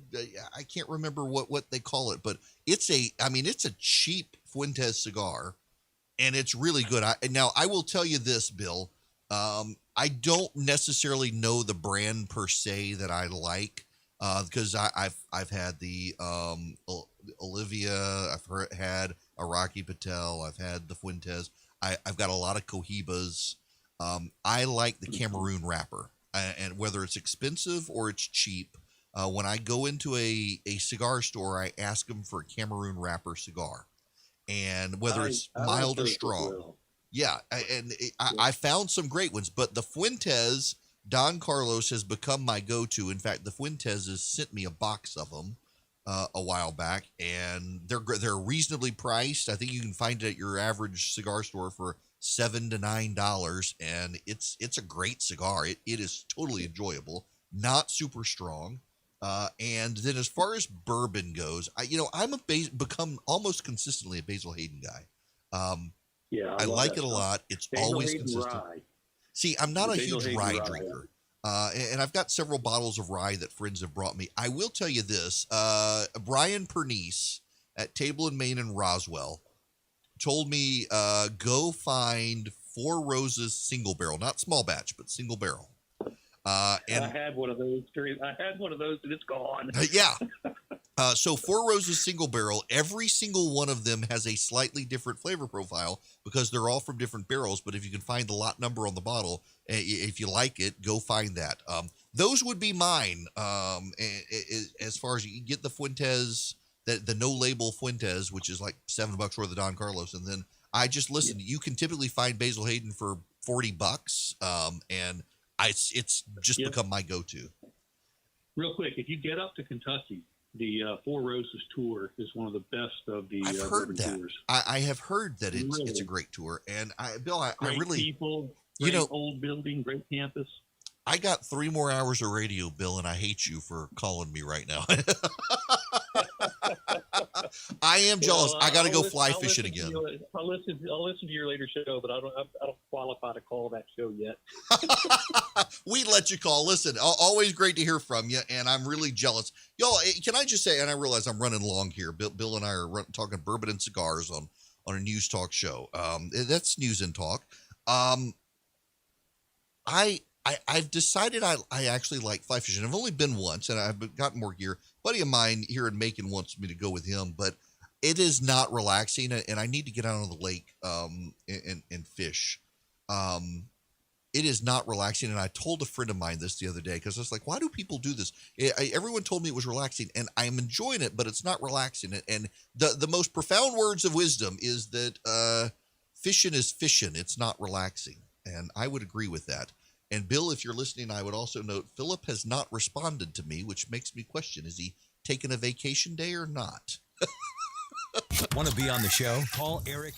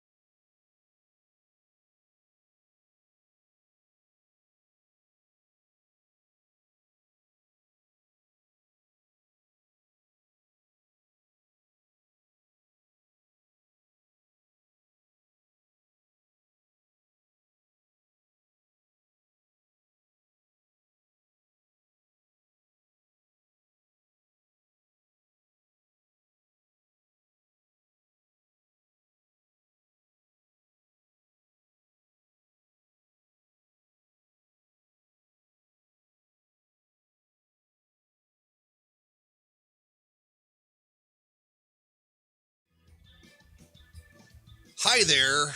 It is Erick Erickson here. I just tweeted this. Sometimes confession. Sometimes I tweet the stuff that friends of mine don't think they themselves should tweet. This is one of those examples. A year ago, harass the people in stores who aren't wearing masks. Now, please show grace to those who can't give up their masks. The Pharisees always want grace for themselves and never want to extend it to others. True. It is. Why, I have a bold idea for all of you. Why not avoid presuming the worst motivation for others when you encounter someone you disagree with? And why not extend to others grace even when they won't extend it to you? I have people around me who work for me. And in fact, I'll tell you, Rush Limbaugh, for years told me I did not need an agent in radio. And when I first got started and radio was making me an offer a decade ago, I was like, yeah, maybe I need an agent. Rush, no, you need to build relationships with the people you work with and do it that way. Don't get an agent. And several years ago, he's like, you know what? It's time for you to get an agent. And he referred me to Craig Kitchen, who had been the head of Premier Networks and then ran the EIB network for Rush. And he referred me to the guy who is my agent. Rush had suggested my agent, John McConnell, and told me Craig could connect me to him, and he's my agent now. And so he can be me. Because believe it or not, I'm not a hugely confrontational person. And I try to be nice to everyone. And oftentimes friends of mine are like, oh, you're getting taken advantage of by other people. I was like, well, I'm not going to be a jerk. Occasionally you have to be, but I try not to impute bad motives to others. And it gets really hard, particularly in radio and stuff where, in TV news and stuff, everybody's got to have a protagonist and an antagonist now, and everybody's going to be a bad guy. And there are some people who are bad guys. There are, absolutely. And I enjoy calling them out. But sometimes I just happen to disagree with someone, and I don't think I should impute to that person sinister motives and badness because I disagree with them. Sometimes you just disagree. Sometimes Republicans and Democrats, actually, they both have what they believe is the good of the country at stake, and they disagree on how to get the good of the country. And we interpret the other side as sinister and nefarious when really we're just at a disagreement. But, it seems like all the big hills have been conquered, and now it's all small ball, and every small ball must be amplified, which is somewhat sad. But, why not extend grace to other people? Even when they don't do it back to you, be nice to everyone else. And frankly, you're nice to people who aren't nice to you, and it drives them crazy. Even the Bible talks about that. Just be nice. I don't understand why everybody wants to be and it is performance. This is postmodernism that people have to do kabuki theater on a daily basis to show their outrage, to really prove that they're outraged. Otherwise, you're not outraged. If you're not denouncing the person as a damnable fool, you're not actually outraged, apparently. And I'm sorry, I'm a modernist. I'm not a postmodernist. I think I can disagree and hang my hat on the truth and still not be a biblical donkey. Y'all have a good weekend.